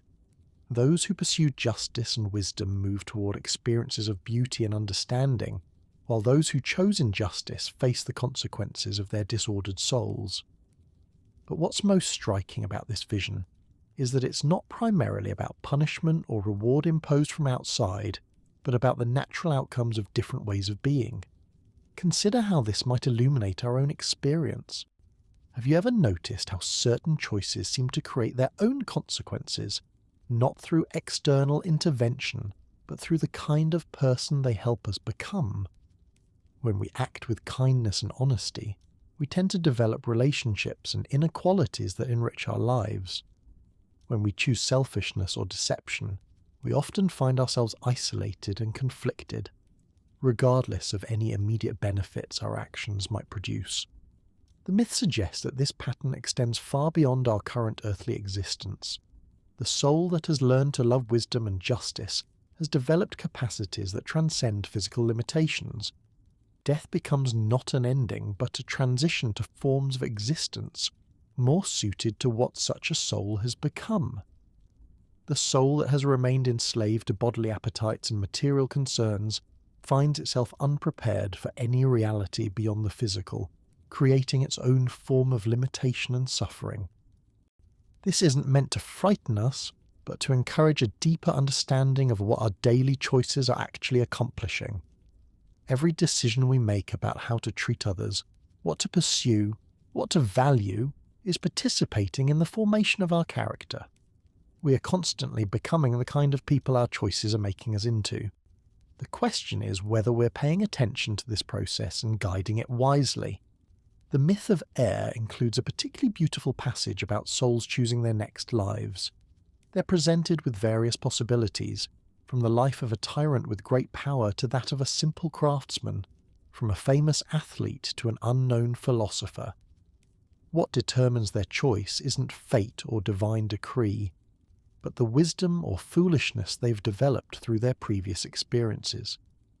Some souls, having learned through suffering the emptiness of pursuing power or fame or pleasure alone, choose simpler lives focused on virtue and understanding. Others, having experienced only success and never learned to examine their values deeply, are drawn again to lives that promise external rewards but lack genuine fulfillment. The tragedy isn't that they're forced into these choices, but that their undeveloped souls can't recognize better alternatives. This image speaks to something we can observe in our own world. How often do we see people repeating patterns that clearly don't serve their deepest well-being? How frequently do we find ourselves drawn to pursuits that we intellectually know won't bring lasting satisfaction? The myth suggests that these aren't simply bad habits or temporary mistakes, but reflections of fundamental orientations we've developed through countless small decisions over time. But there's profound hope in this vision as well. It implies that no soul is permanently fixed in ignorance or vice. Through experience, reflection, and the gradual development of wisdom, even the most disordered soul can learn to choose better. The process might take longer than a single lifetime, but the capacity for growth and transformation appears to be fundamental to our nature as rational beings. As we rest here in the gentle quiet of evening, perhaps feeling the day's tensions finally dissolving, we might reflect on what kinds of choices we're making about who to become. Not just the big, dramatic decisions that obviously shape our lives, but the small daily choices about how to respond to frustration, how to treat people who can't benefit us, how to spend our quiet moments when no one is watching.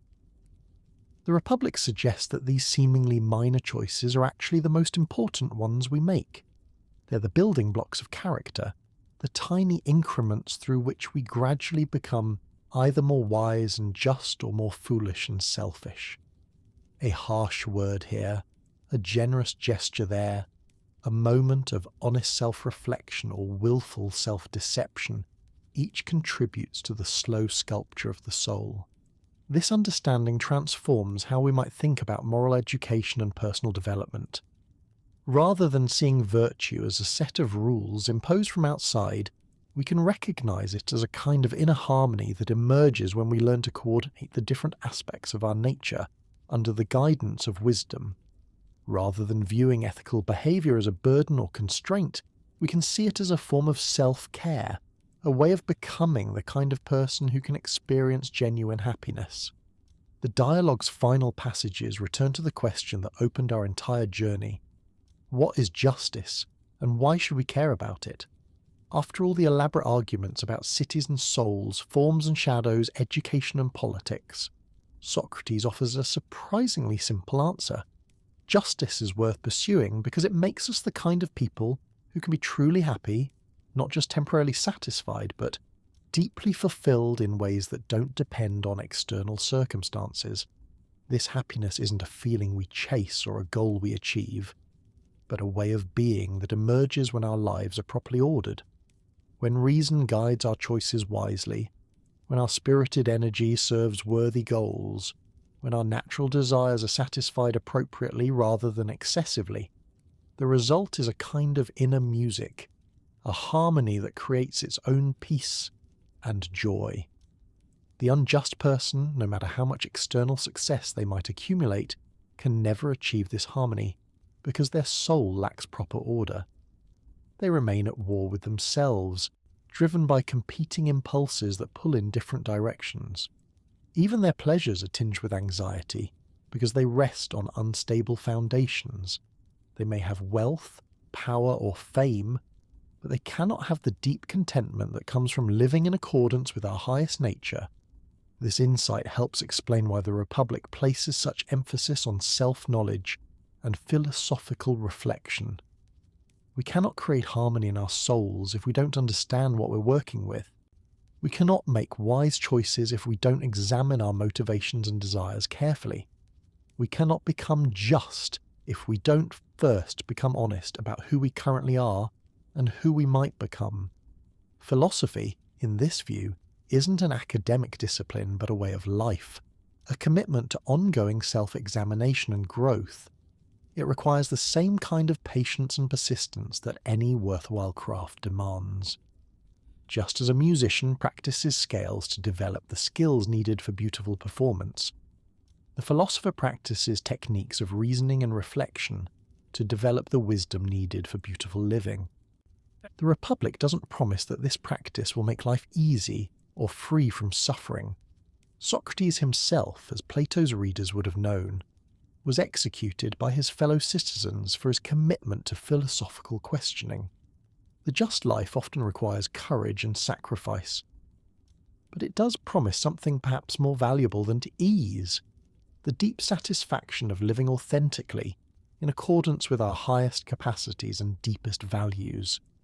As thoughts continue to slow and the peace of evening deepens around you, you might consider what this ancient wisdom offers for contemporary life. In a world that often measures success primarily in terms of wealth, fame, or power, the Republic reminds us of goods that can't be quantified or purchased. In a culture that frequently equates happiness with the satisfaction of desires, it points toward forms of fulfillment that emerge from the wise ordering of those desires. In an age when we're constantly bombarded with information and opportunities, it suggests that the most important knowledge is self-knowledge, and the most crucial choice is the decision to live examined lives. The specific details of Plato's ideal city may seem remote from our modern concerns, but the underlying insights about human nature and the conditions for flourishing remain remarkably relevant. Perhaps most importantly, the Republic offers a vision of hope grounded in realism. It acknowledges the genuine difficulties involved in creating just communities and developing virtuous character. It doesn't pretend that wisdom comes easily, or that good intentions are sufficient, but it maintains confidence that these challenges are not insurmountable, that human beings have the capacity to grow in understanding and virtue, that our choices really do matter in the deepest possible sense. The dialogue ends not with dogmatic pronouncements, but with an invitation to continue the conversation, to keep examining our lives and communities with the kind of patient, honest attention that philosophy encourages. The questions it raises about justice, truth, beauty, and goodness are not puzzles to be solved once and then set aside, but ongoing inquiries that can enrich every aspect of our existence. In the gentle darkness of your evening space, surrounded perhaps by the quiet sounds that signal the day's end, you're participating in this ancient conversation about what it means to live well. The specific circumstances of your life may be vastly different from those of Socrates and his companions, but the fundamental challenges they explored remain essentially unchanged. How can we distinguish between what merely appears good and what truly is good? How can we create communities that support human flourishing? How can we become the kind of people capable of genuine happiness? These questions don't require immediate answers, nor do they have simple solutions. Their value lies as much in the asking as in any conclusions we might reach. They invite us into a way of thinking and being that honours both our individual dignity and our social responsibilities, that takes seriously both our current limitations and our potential for growth. The Republic's vision of justice may be idealistic, but its understanding of human nature is deeply practical. It recognises that we are complex beings capable of both wisdom and foolishness, both selfishness and generosity, both harmony and conflict within our own souls. It suggests that the outcome depends largely on the choices we make about how to live, moment by moment, day by day, year by year. As we drift toward the close of our journey through this remarkable work, we can take comfort in knowing that the conversation it began continues in every moment we choose to live reflectively and responsively. The just life that Socrates describes isn't a distant ideal, but a present possibility, available to anyone willing to undertake the patient work of self-examination and character development.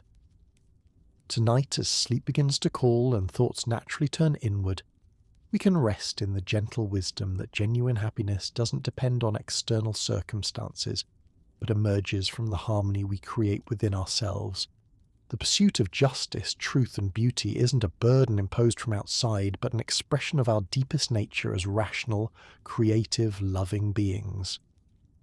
The Republic ends where it began, with friends gathered in conversation about what matters most. In the quiet of your evening, in the peace of your reflection, you're part of that ongoing dialogue, contributing your own insights and questions to humanity's long search for wisdom and meaning. The ancient Greeks had a beautiful word, eudaimonia, often translated as happiness, but meaning something closer to human flourishing or living well. Tonight, as consciousness gently fades and dreams begin to form, you can rest in the knowledge that this flourishing remains possible. One choice at a time, one day at a time, one examined life at a time.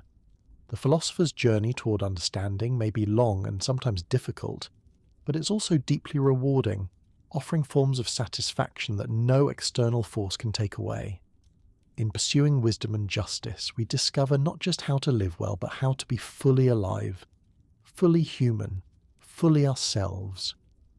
And in that discovery, both individual and community find their deepest fulfillment, their truest peace, their most authentic expression of what it means to exist consciously in this mysterious, beautiful, endlessly fascinating world we share. As we approach the gentle conclusion of our evening with Plato's Republic, let's pause to consider how this ancient wisdom might whisper its way into our daily lives.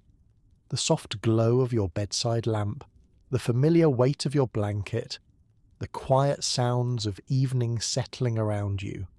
All of these simple comforts exist within the world that Plato's dialogue helps us understand more deeply. There's something profoundly soothing about the Republic's central message that justice isn't just a political ideal or moral obligation, but a form of inner harmony that creates its own peace. When Socrates describes the just soul as one where reason, spirit, and appetite work together like musicians in a well-conducted orchestra, he's pointing toward a way of being that many of us have glimpsed in our quieter moments. Think about times when you felt most at peace with yourself. Perhaps it was after making a difficult but right decision, or while engaged in work that felt meaningful, or in moments of simple presence with loved ones. These experiences often share a quality of alignment, where different parts of yourself weren't pulling in competing directions, but were somehow unified around something genuine and worthwhile. The Republic suggests that this alignment isn't accidental or temporary, but represents our natural state when we're living according to our deepest nature. Just as a plant grows toward light not through effort but through following its essential orientation, human beings naturally tend toward truth, beauty, and goodness when the obstacles to that movement are removed. This insight transforms how we might understand the challenges and conflicts in our own lives. Rather than seeing difficult emotions or competing desires as problems to be eliminated, we can recognize them as parts of ourselves that need wise guidance and integration. The spirited part of our nature that gets angry at injustice isn't something to suppress, but energy that can serve justice when properly directed. The appetitive part that seeks comfort and pleasure isn't shameful, but a natural aspect of our embodied existence that contributes to flourishing when satisfied appropriately. Even our rational nature, which Plato places at the top of the soul's hierarchy, isn't meant to dominate through force, but to coordinate through understanding. Like a conductor who brings out the best in each instrument, while creating harmony in the whole, reason serves the soul by helping all its parts express themselves in ways that support rather than undermine each other. This vision of integration extends beyond individual psychology to encompass our relationships and communities. The Republic's ideal city isn't held together by external constraints or fear of punishment, but by the recognition that everyone's genuine flourishing is interconnected. The farmer, the artisan, the guardian, and the philosopher all contribute essential gifts to the whole, each finding fulfillment through serving something larger than narrow self-interest. We can observe this principle in our own best experiences of community, whether it's a family gathering where everyone feels welcomed and valued, a workplace where different talents combine to create something meaningful, or even a conversation where participants listen deeply and contribute honestly. The magic happens when individual gifts serve collective flourishing rather than competing for dominance. The Republic's emphasis on education as soulcraft speaks to something many of us intuitively understand about learning and growth. The most transformative educational experiences aren't just about acquiring information, but about becoming different kinds of people through engagement with truth and beauty. A great book doesn't just tell us something new, it changes how we see and respond to the world. A meaningful conversation doesn't just exchange opinions, it helps participants discover aspects of themselves and reality they hadn't previously recognized. This understanding suggests that we're all educators and students simultaneously, constantly shaping and being shaped by our interactions with ideas, people, and experiences. The question isn't whether we're being formed by these encounters, but whether we're paying attention to the process and guiding it with wisdom. As you rest here in the gentle transition between waking and sleeping, you might notice how your mind naturally begins to integrate the day's experiences, sorting through what matters and what can be released. This nightly process mirrors the kind of ongoing reflection that Plato considers essential for human flourishing. We need regular opportunities to step back from immediate concerns and consider larger patterns, deeper meanings, broader purposes. The cave allegory reminds us that this reflection sometimes requires uncomfortable adjustments to our familiar ways of seeing. The prisoner who turns away from the shadows toward the fire experiences disorientation and pain before discovering greater clarity. Similarly, honest self-examination often involves recognizing aspects of ourselves or our situations that we'd prefer not to acknowledge. But the allegory also suggests that this discomfort is temporary and ultimately worthwhile. The philosopher who reaches the sunlight doesn't regret leaving the cave, despite the difficulty of the journey. The expanded vision of reality, the deeper understanding of truth and beauty, the capacity to help others towards similar understanding, all of these goods justify whatever challenges the ascent required. This pattern of temporary difficulty leading to lasting fulfillment appears throughout the Republic and connects to our common experience of growth and learning. Learning to play a musical instrument involves frustrating periods of awkward practice before skills develop. Building meaningful relationships requires vulnerable conversations that might initially feel risky. Developing any worthwhile capacity demands patience with the gradual process of improvement. The Republic's confidence in human potential suggests that this pattern applies to moral and intellectual development as well. We can learn to live more wisely, to choose more justly, to love more appropriately. The process requires time and effort, but the capacity is genuinely present within our nature as rational beings capable of recognizing and pursuing genuine goods. Perhaps most comfortingly, the dialogue suggests that this development doesn't require perfect circumstances or extraordinary talents. The just person isn't someone who never faces difficult choices or conflicting desires, but someone who has learned to navigate these challenges with growing wisdom and skill. Even the philosopher kings aren't depicted as superhuman beings, but as individuals who have committed themselves to the patient work of understanding reality and serving genuine human flourishing. This accessibility of virtue and wisdom offers hope for all of us, regardless of our current circumstances or past mistakes. The soul's capacity for harmony, and the mind's ability to recognize truth aren't reserved for a special class of people, but represent possibilities available to anyone willing to undertake the gentle discipline of philosophical living. As thoughts naturally slow and the day's concerns begin to fade, you can rest in the knowledge that every moment of honest reflection, every choice guided by wisdom rather than immediate impulse, every act of kindness or justice contributes to the ongoing creation of your character and community. The Republic's vision may be idealistic, but its insights into human nature and possibility remain practical guides for anyone seeking to live more fully and responsively. The dialogue's conclusion with the myth of air reminds us that our choices matter, not just for their immediate consequences, but for the kinds of souls they help us become. This isn't meant to create anxiety about getting everything right, but to encourage appreciation for the profound dignity of conscious choice and the ongoing opportunity to grow in wisdom and virtue. In the peaceful darkness of your evening space, surrounded by the quiet rhythms of rest and renewal, you're participating in the kind of contemplative practice that Plato considered essential for human flourishing. Philosophy isn't something that happens only in classrooms or books, but in every moment when we pause to consider what matters most and how we might live more fully in accordance with our deepest values and highest possibilities. The Republic's enduring appeal lies not in providing final answers to life's questions, but in modelling a way of thinking about these questions that honours both intellectual rigour and practical wisdom.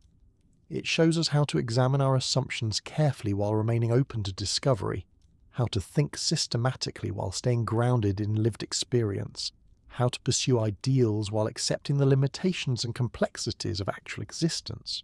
Tonight, as consciousness gently gives way to dreams, you can carry with you the Republic's fundamental insight that justice, wisdom, and beauty aren't arbitrary human inventions, but reflect deep patterns in the structure of reality itself. The harmony we seek in our souls and communities isn't an impossible dream, but a natural outcome of aligning ourselves with these enduring goods. The just life that Socrates describes requires effort and attention, but it also offers rewards that no external force can diminish. In choosing to live reflectively, to treat others with respect and kindness, to pursue understanding rather than mere opinion, to care for both individual development and collective flourishing, we participate in the ongoing creation of meaning and value in our world. Sleep well, knowing that tomorrow offers fresh opportunities to continue this ancient and ever-new conversation about what it means to live well. The philosopher's journey toward wisdom may be long, but each step along the way enriches both the traveller and the communities they serve. In the gentle embrace of evening rest, surrounded by the infinite possibility that each new day brings, you can trust in your own capacity to grow, to choose wisely, and to contribute to the beautiful, complex, endlessly fascinating project of human flourishing that connects us all. The morning after a deep philosophical conversation often brings a peculiar kind of clarity, doesn't it? That sense that familiar objects around you, your coffee cup, the light streaming through your window, even the sounds of everyday life somehow carry new meaning. As you settle into the comfort of your evening space, perhaps adjusting your pillow or drawing your blanket closer, we find ourselves at this threshold moment with Plato's Republic, where ancient wisdom meets the quiet revelations of our own experience. There's something remarkable about how the Republic doesn't simply end with grand pronouncements about justice or virtue, but instead invites us into an ongoing relationship with these ideas.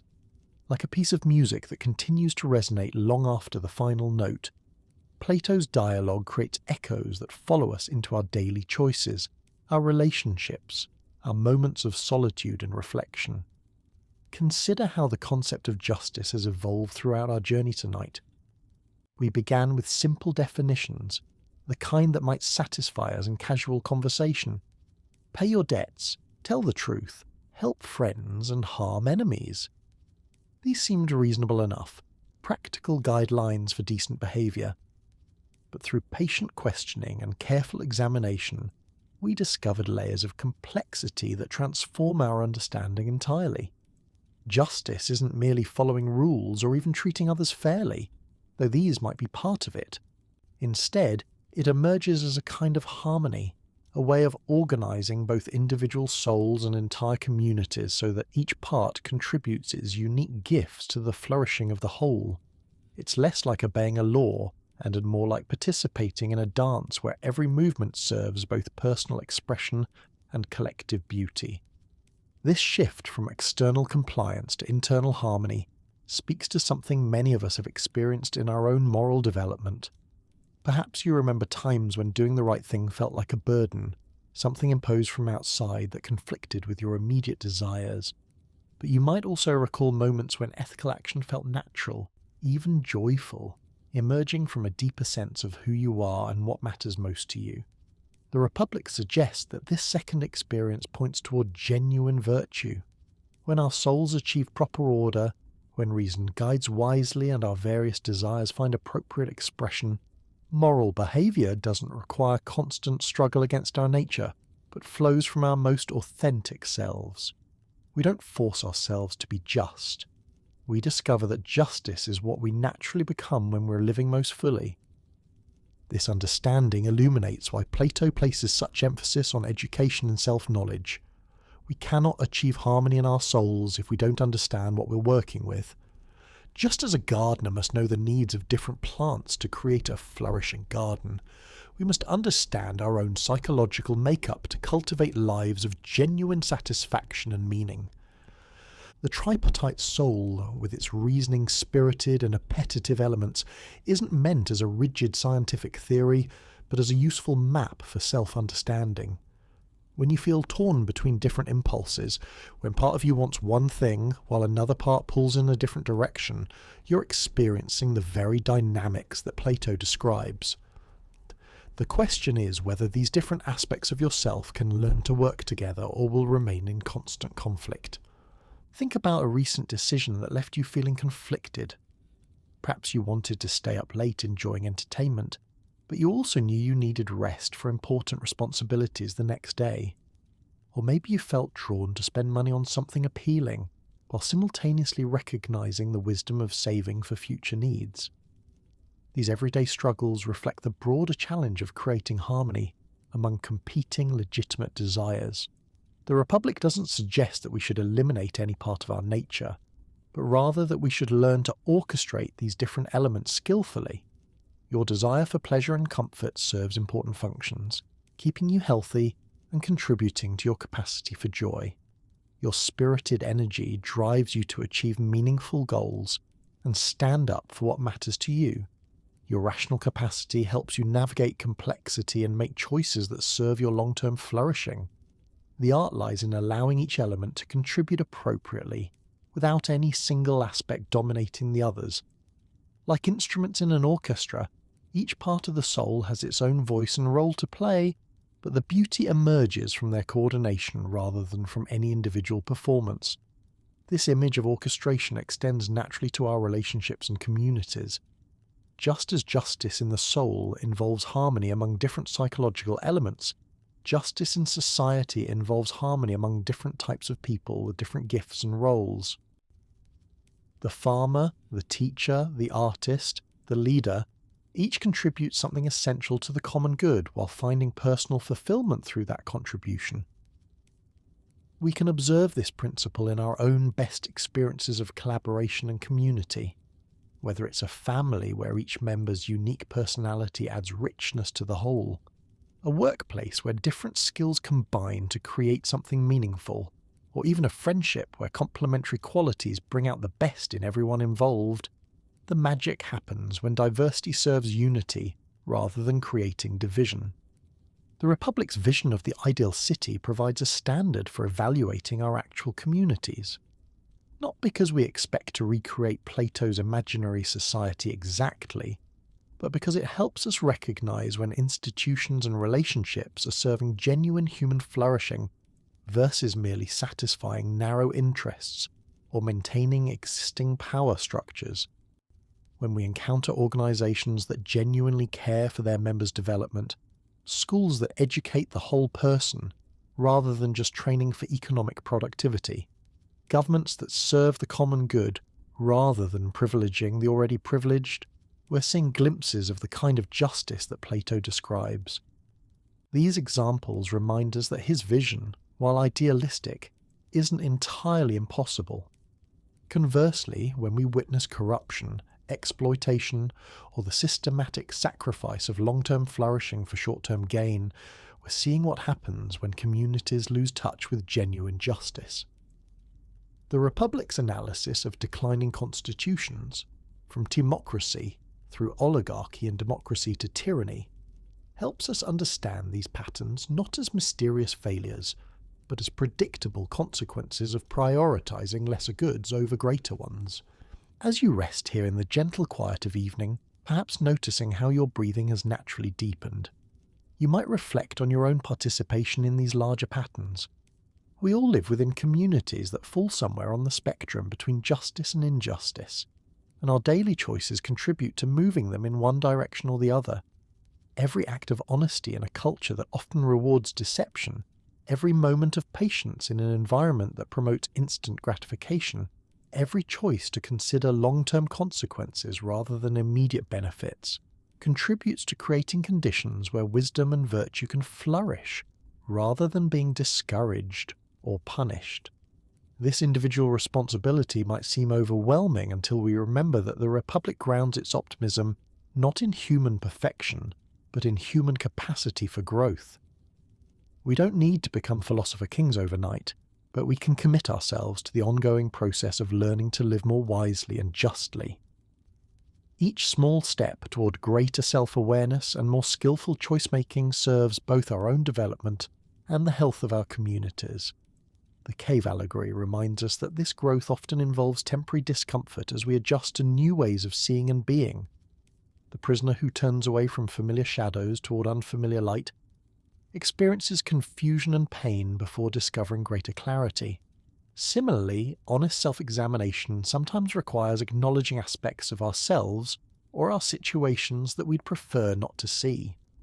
But the allegory also promises that this discomfort is temporary and worthwhile. The philosopher who reaches sunlight doesn't regret the difficult journey, despite its challenges. The expanded understanding, the deeper appreciation for truth and beauty, the capacity to help others towards similar insights, all justify whatever struggles the ascent required. This pattern appears throughout our own experiences of meaningful learning and growth.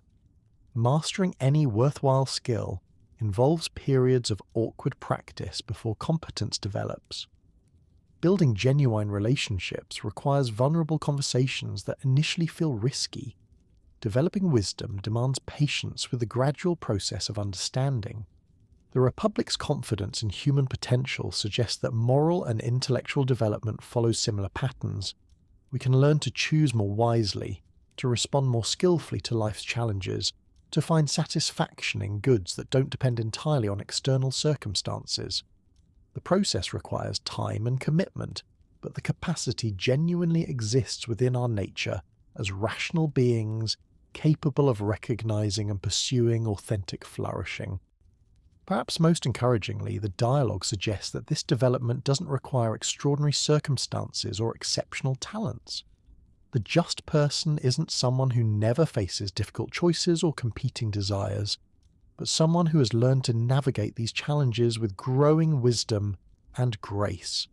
Even the philosopher rulers aren't depicted as superhuman beings, but as individuals who have dedicated themselves to understanding reality clearly and serving genuine human welfare. This accessibility of virtue offers hope for all of us, regardless of our current limitations or past mistakes. The soul's capacity for harmony and the mind's ability to recognize truth aren't reserved for a special class of people, but represent possibilities available to anyone willing to undertake the patient work of philosophical living. As thoughts naturally begin to slow and the day's activities fade into memory, you can rest knowing that every moment of honest reflection, every choice guided by wisdom rather than mere impulse, Every act of kindness or justice contributes to the ongoing creation of both your character and the communities you inhabit. The Republic's vision may be idealistic, but its insights into human nature remain practical guides for anyone seeking to live more fully and responsively. The dialogue's enduring relevance lies not in providing final answers to life's complexities, but in modelling a way of thinking about these challenges that honours both intellectual rigour and lived experience. Tonight, in the peaceful embrace of your evening space, you're participating in the kind of contemplative practice that Plato considered essential for human flourishing. Philosophy isn't confined to academic settings or ancient texts, but lives in every moment when we pause to consider what matters most and how we might align our lives more closely with our deepest values and highest possibilities. The Republic reminds us that wisdom, justice, and beauty aren't arbitrary human constructions but reflect enduring patterns in the fabric of reality itself. The harmony we seek in our souls and relationships isn't an impossible dream but a natural result of learning to live in accordance with these fundamental goods.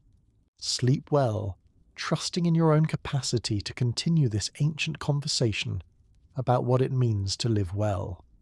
Tomorrow brings fresh opportunities to practice the kind of examined living that Plato celebrates, to make choices that serve both individual flourishing and collective harmony, to participate in the beautiful ongoing project of becoming more fully human through wisdom, virtue, and love. In the quiet moments before sleep arrives, as your body settles into the familiar rhythm of rest, there's something profound about carrying philosophical wisdom into the threshold between waking and dreaming. The Republic doesn't ask us to solve the mysteries of existence before morning comes, but rather invites us to rest in the gentle recognition that these questions themselves are companions worth keeping. As we drift toward the close of our evening with Plato's masterwork, we might consider how its insights weave themselves into the fabric of ordinary experience. The philosopher's journey toward understanding isn't reserved for ancient Greeks in togas, debating in marble halls. It unfolds in every moment we choose curiosity over certainty, reflection over reaction, wisdom over mere cleverness. Think about the last time you encountered something that challenged your assumptions. Perhaps it was a conversation with someone whose perspective differed radically from your own, or a book that made you question beliefs you'd never examined. That moment of intellectual vertigo, when familiar ground shifts beneath your feet, captures something essential about the philosophical life that Plato describes. The discomfort isn't a sign that something has gone wrong, but rather evidence that growth is happening. Like a plant that must sometimes struggle through rocky soil to reach sunlight, our minds often need to work through confusion and uncertainty to arrive at clearer understanding. The Republic suggests that this process, however uncomfortable, leads toward forms of knowledge and peace that make the journey worthwhile. Consider how this applies to the moral landscape of our daily lives. We often face situations where the right choice isn't immediately obvious, where competing values pull us in different directions. Should we speak up about something that troubles us, risking conflict and misunderstanding? Should we pursue opportunities that serve our interest but might disadvantage others? Should we hold fast to principles even when doing so creates practical difficulties? The Republic doesn't offer a simple formula for resolving these dilemmas, but it does provide a framework for thinking about them more clearly. When we understand that genuine happiness emerges from the harmony of our various desires and capacities, rather than from the dominance of any single impulse, our choices begin to organize themselves around deeper patterns of wisdom.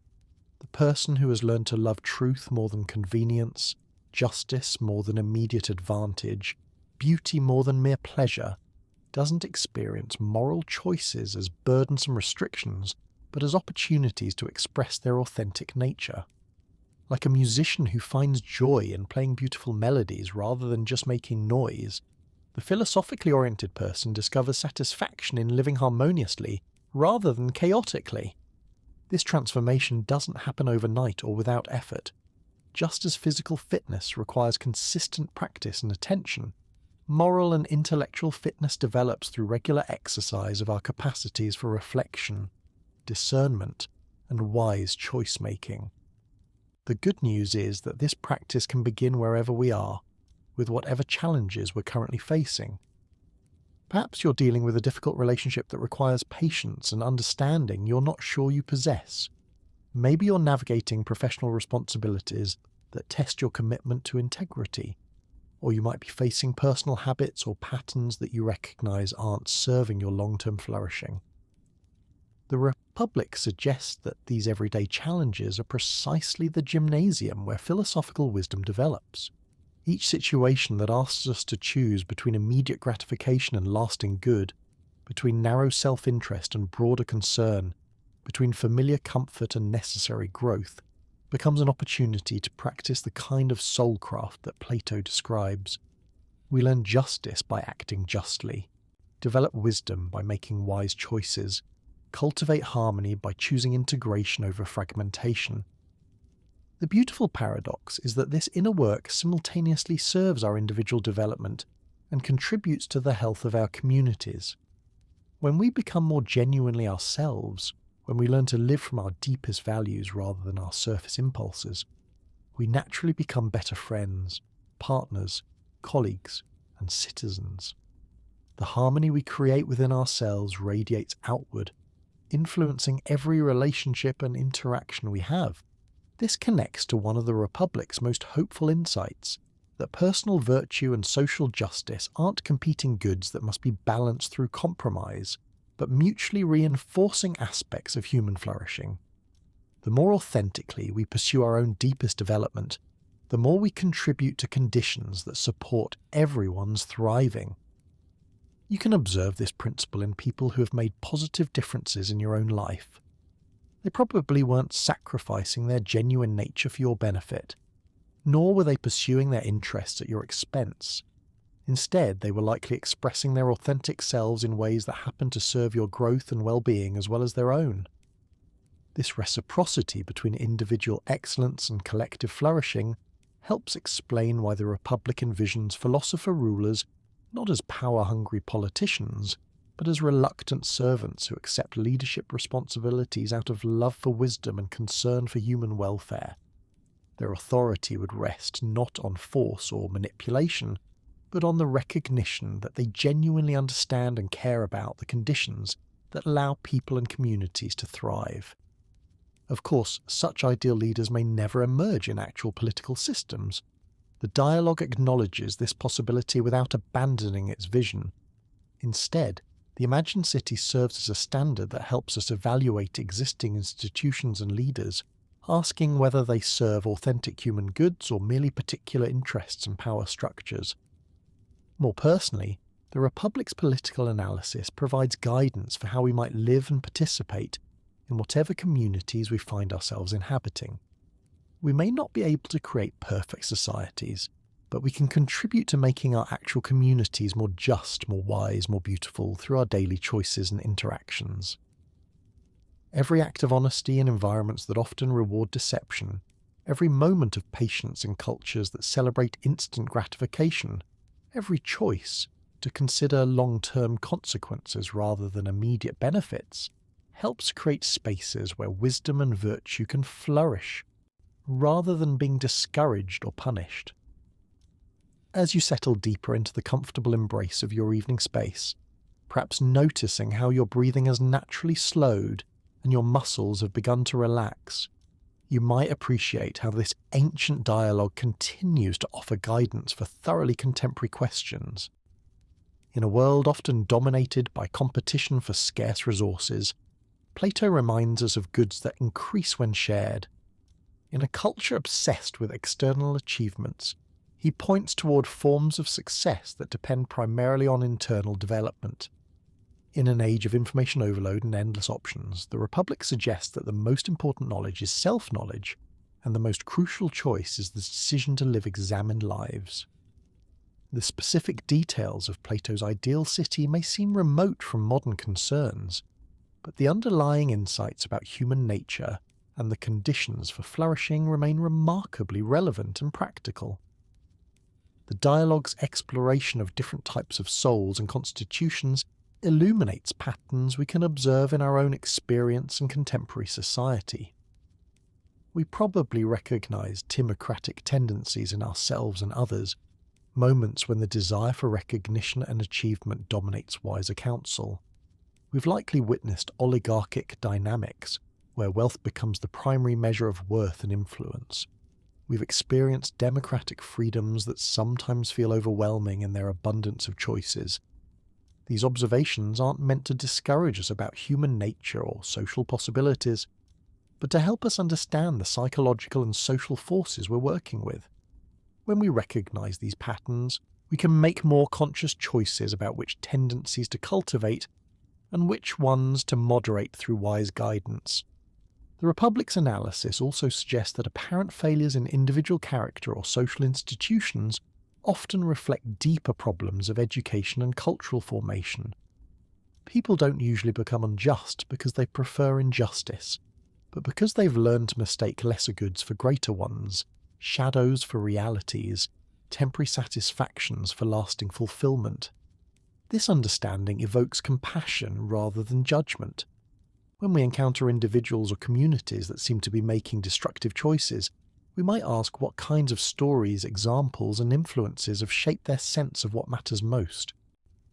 What would need to change in their educational and cultural environment for wisdom and virtue to become more attractive and accessible? Such questions point toward the profound responsibility we all share in creating the stories, examples, and influences that surround us. Through our conversations, our choices about what to support and celebrate, our responses to both success and failure in ourselves and others, we participate in the ongoing cultural education that shapes how future generations will understand what it means to live well.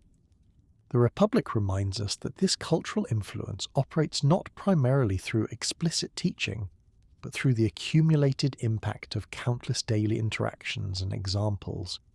Children and adults alike learn about justice, courage, temperance, and wisdom, not mainly from lectures, but from witnessing these virtues embodied in people they respect and admire. This places a gentle but significant responsibility on each of us to consider what kinds of examples we're providing through our own ways of living.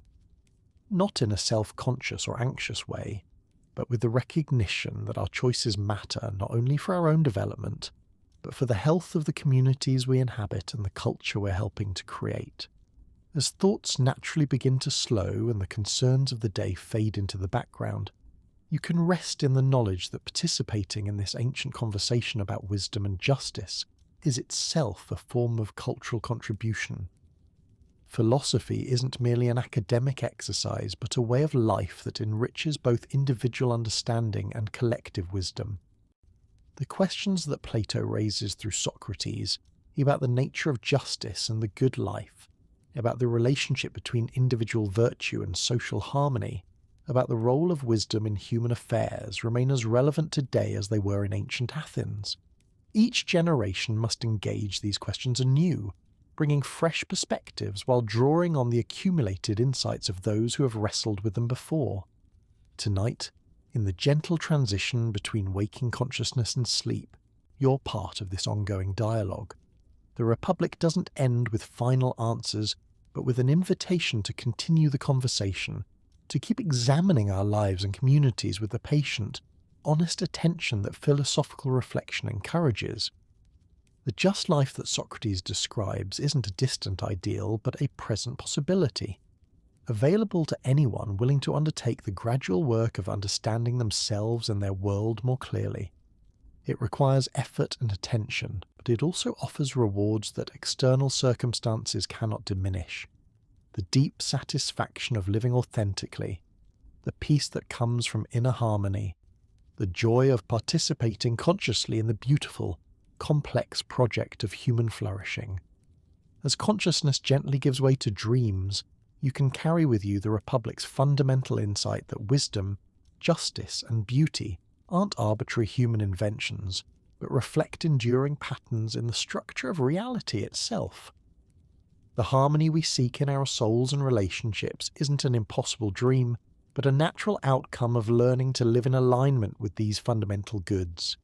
Sleep peacefully, knowing that tomorrow offers fresh opportunities to continue this practice of examined living, to make choices that serve both individual development and collective well-being, to participate with growing wisdom in the ongoing conversation about what it means to be fully human.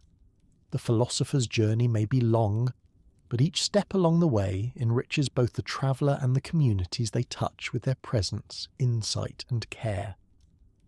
In the gentle darkness of your evening rest, surrounded by the infinite possibility that each new day brings, you can trust in your own capacity to grow in understanding, to choose more wisely, and to contribute to the flourishing of the interconnected web of relationships and communities that make up our shared human home. Interconnected web of relationships and communities that make up our shared human home. As we near the end of our gentle journey through the Republic tonight, let's settle into one final reflection on what this ancient dialogue offers to our modern hearts and minds. The soft sounds of evening around you, perhaps the distant hum of traffic or the whisper of wind through trees, create the perfect backdrop for considering how Plato's vision of justice might live and breathe in the quiet moments of our own lives. There's something deeply comforting about the way the Republic refuses to end with neat conclusions or simple formulas.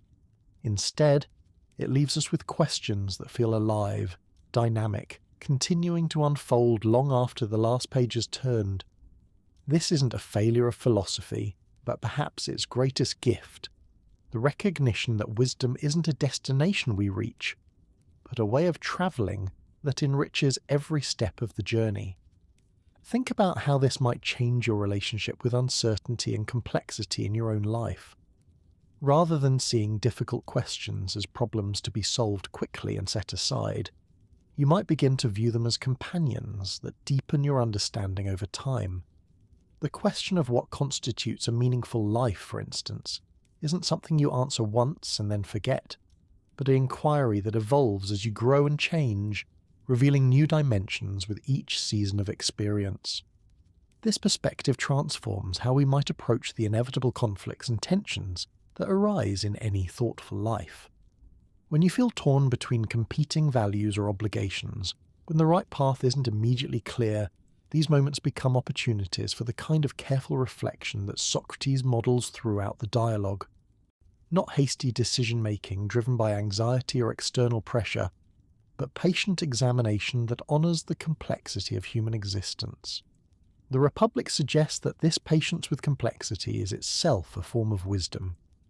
In a culture that often demands immediate answers and quick fixes, there's something revolutionary about simply sitting with questions long enough to let them teach us what they have to offer. The philosopher's willingness to say, "I don't know," isn't a confession of ignorance, but an acknowledgement of how much there is to discover. Consider how this might apply to the relationships that matter most in your life.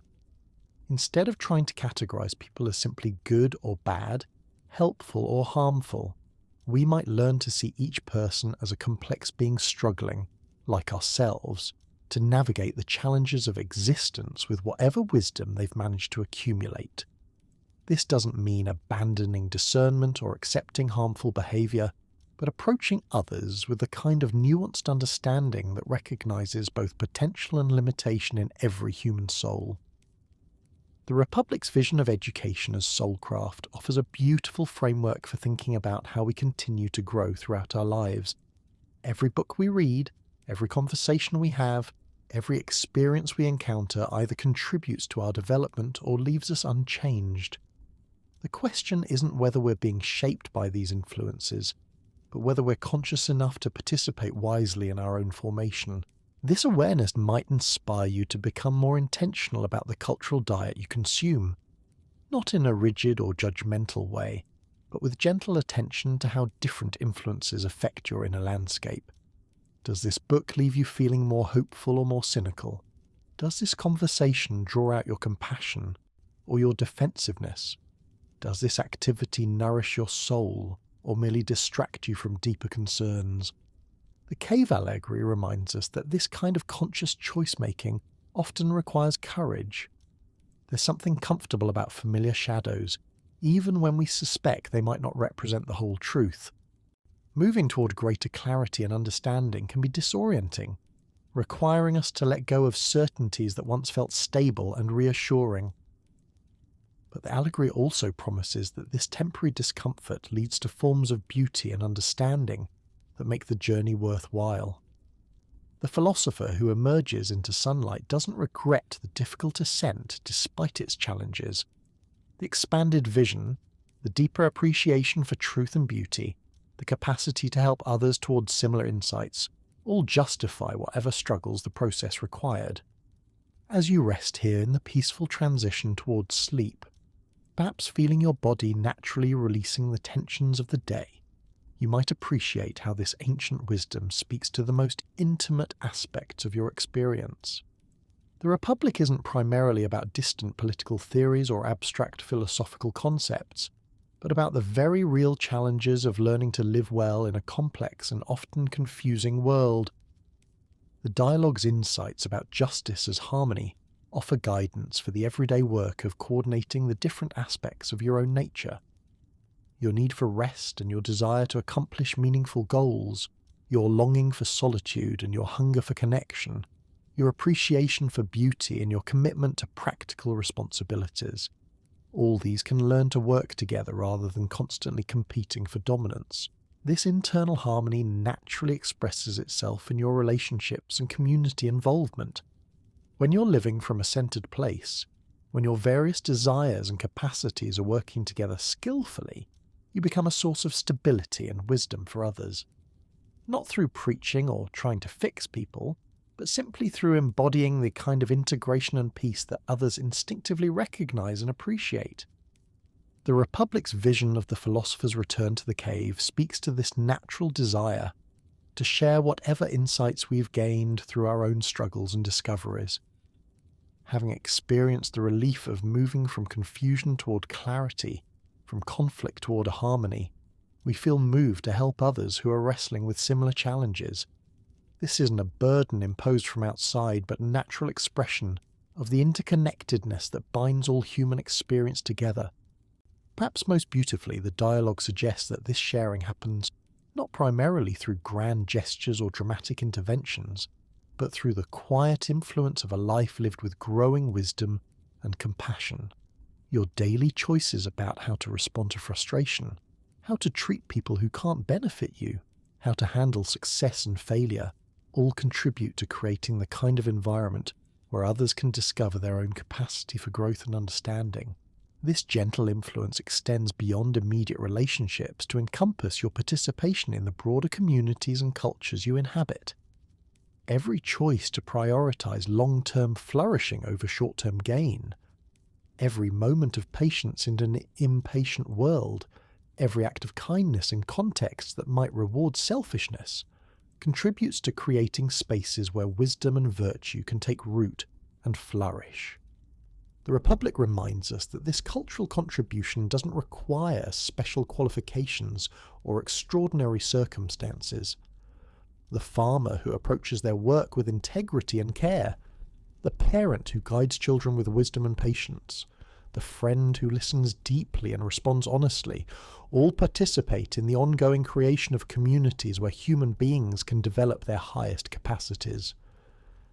As thoughts naturally begin to slow and the day's activities fade into the background, you can rest in the knowledge that your own commitment to living thoughtfully and responsively matters in ways that extend far beyond what you might imagine. The ripples of conscious choice-making spread outward through networks of relationship and influence that connect us all in subtle but profound ways. The Republic's enduring relevance lies not in its specific proposals for political organization, but in its fundamental insight that individual virtue and collective flourishing are intimately connected. We cannot create genuinely just communities without just individuals, and we cannot become fully just individuals without participating in communities that support, rather than undermine our highest aspirations. This recognition transforms how we might understand both personal development and social responsibility. Rather than viewing these as competing demands that must be balanced through compromise, we can see them as complementary aspects of a single project, the ongoing work of creating conditions where all beings can flourish according to their nature and potential. Tonight, as consciousness gently gives way to the mysterious realm of dreams, you carry with you the Republic's essential message that wisdom, justice, and beauty aren't distant ideals but present possibilities available to anyone willing to undertake the patient work of examining their life and choices with honest attention. The philosopher's journey may be challenging, but it's also deeply rewarding, offering forms of satisfaction that no external circumstance can diminish. In the gentle embrace of evening rest, surrounded by the infinite mystery and possibility that each new day brings, you can trust in your capacity to continue growing in understanding, to make choices that serve both your authentic development and the well-being of the communities you touch. The conversation that Plato began over 2 millennia ago continues in every moment we choose to live reflectively, compassionately and wisely. Sleep peacefully, knowing that tomorrow offers fresh opportunities to practice the art of conscious living, to participate with growing skill in the beautiful, complex dance of human existence, and to contribute your own unique voice to humanity's ongoing exploration of what it means to live well. The Republic's vision of justice may be idealistic, but its understanding of human nature and possibility remains a practical guide for anyone seeking to discover the deep satisfaction that comes from aligning our lives with truth, beauty, and goodness. Beauty and goodness. And so we reach the end of our evening with Plato's Republic, though perhaps end isn't quite the right word. Like the philosopher's journey itself, this conversation doesn't truly conclude but continues in the quiet spaces of reflection, in the choices we make tomorrow, in the way we carry these ancient insights into our modern lives. Tonight we've wandered through caves and ideal cities, explored the harmony of souls and the complexity of justice, considered what it means to live well in a world that often seems to reward the opposite. We've discovered that Plato's greatest gift isn't a set of answers, but a way of questioning, a gentle persistence in examining what we think we know until deeper truths emerge. As you drift towards sleep, perhaps you'll carry with you the image of that prisoner turning away from shadows toward light, not because the journey is easy, but because something in us naturally seeks what is real and beautiful and true. Or maybe you'll rest with the understanding that justice isn't a burden imposed from outside, but a harmony that emerges when all parts of ourselves learn to work together, like instruments in an orchestra finding their place in a larger song. The Republic reminds us that philosophy isn't something that happens only in ancient Athens or university classrooms. It lives in every moment we pause to consider what matters most, every choice we make to pursue understanding rather than mere opinion, every act of kindness that serves something greater than narrow self-interest. Sleep well, knowing that the conversation Plato began continues in your own examined life, in the communities you help create, in the quiet work of becoming who you're meant to be. The philosopher's path may be long, but it's also deeply rewarding, offering forms of peace and satisfaction that no external circumstance can take away. Thank you for joining me on this gentle journey through one of philosophy's greatest treasures. Until we meet again, may your dreams be filled with wisdom, your rest be peaceful, and your tomorrow be guided by the enduring light of truth.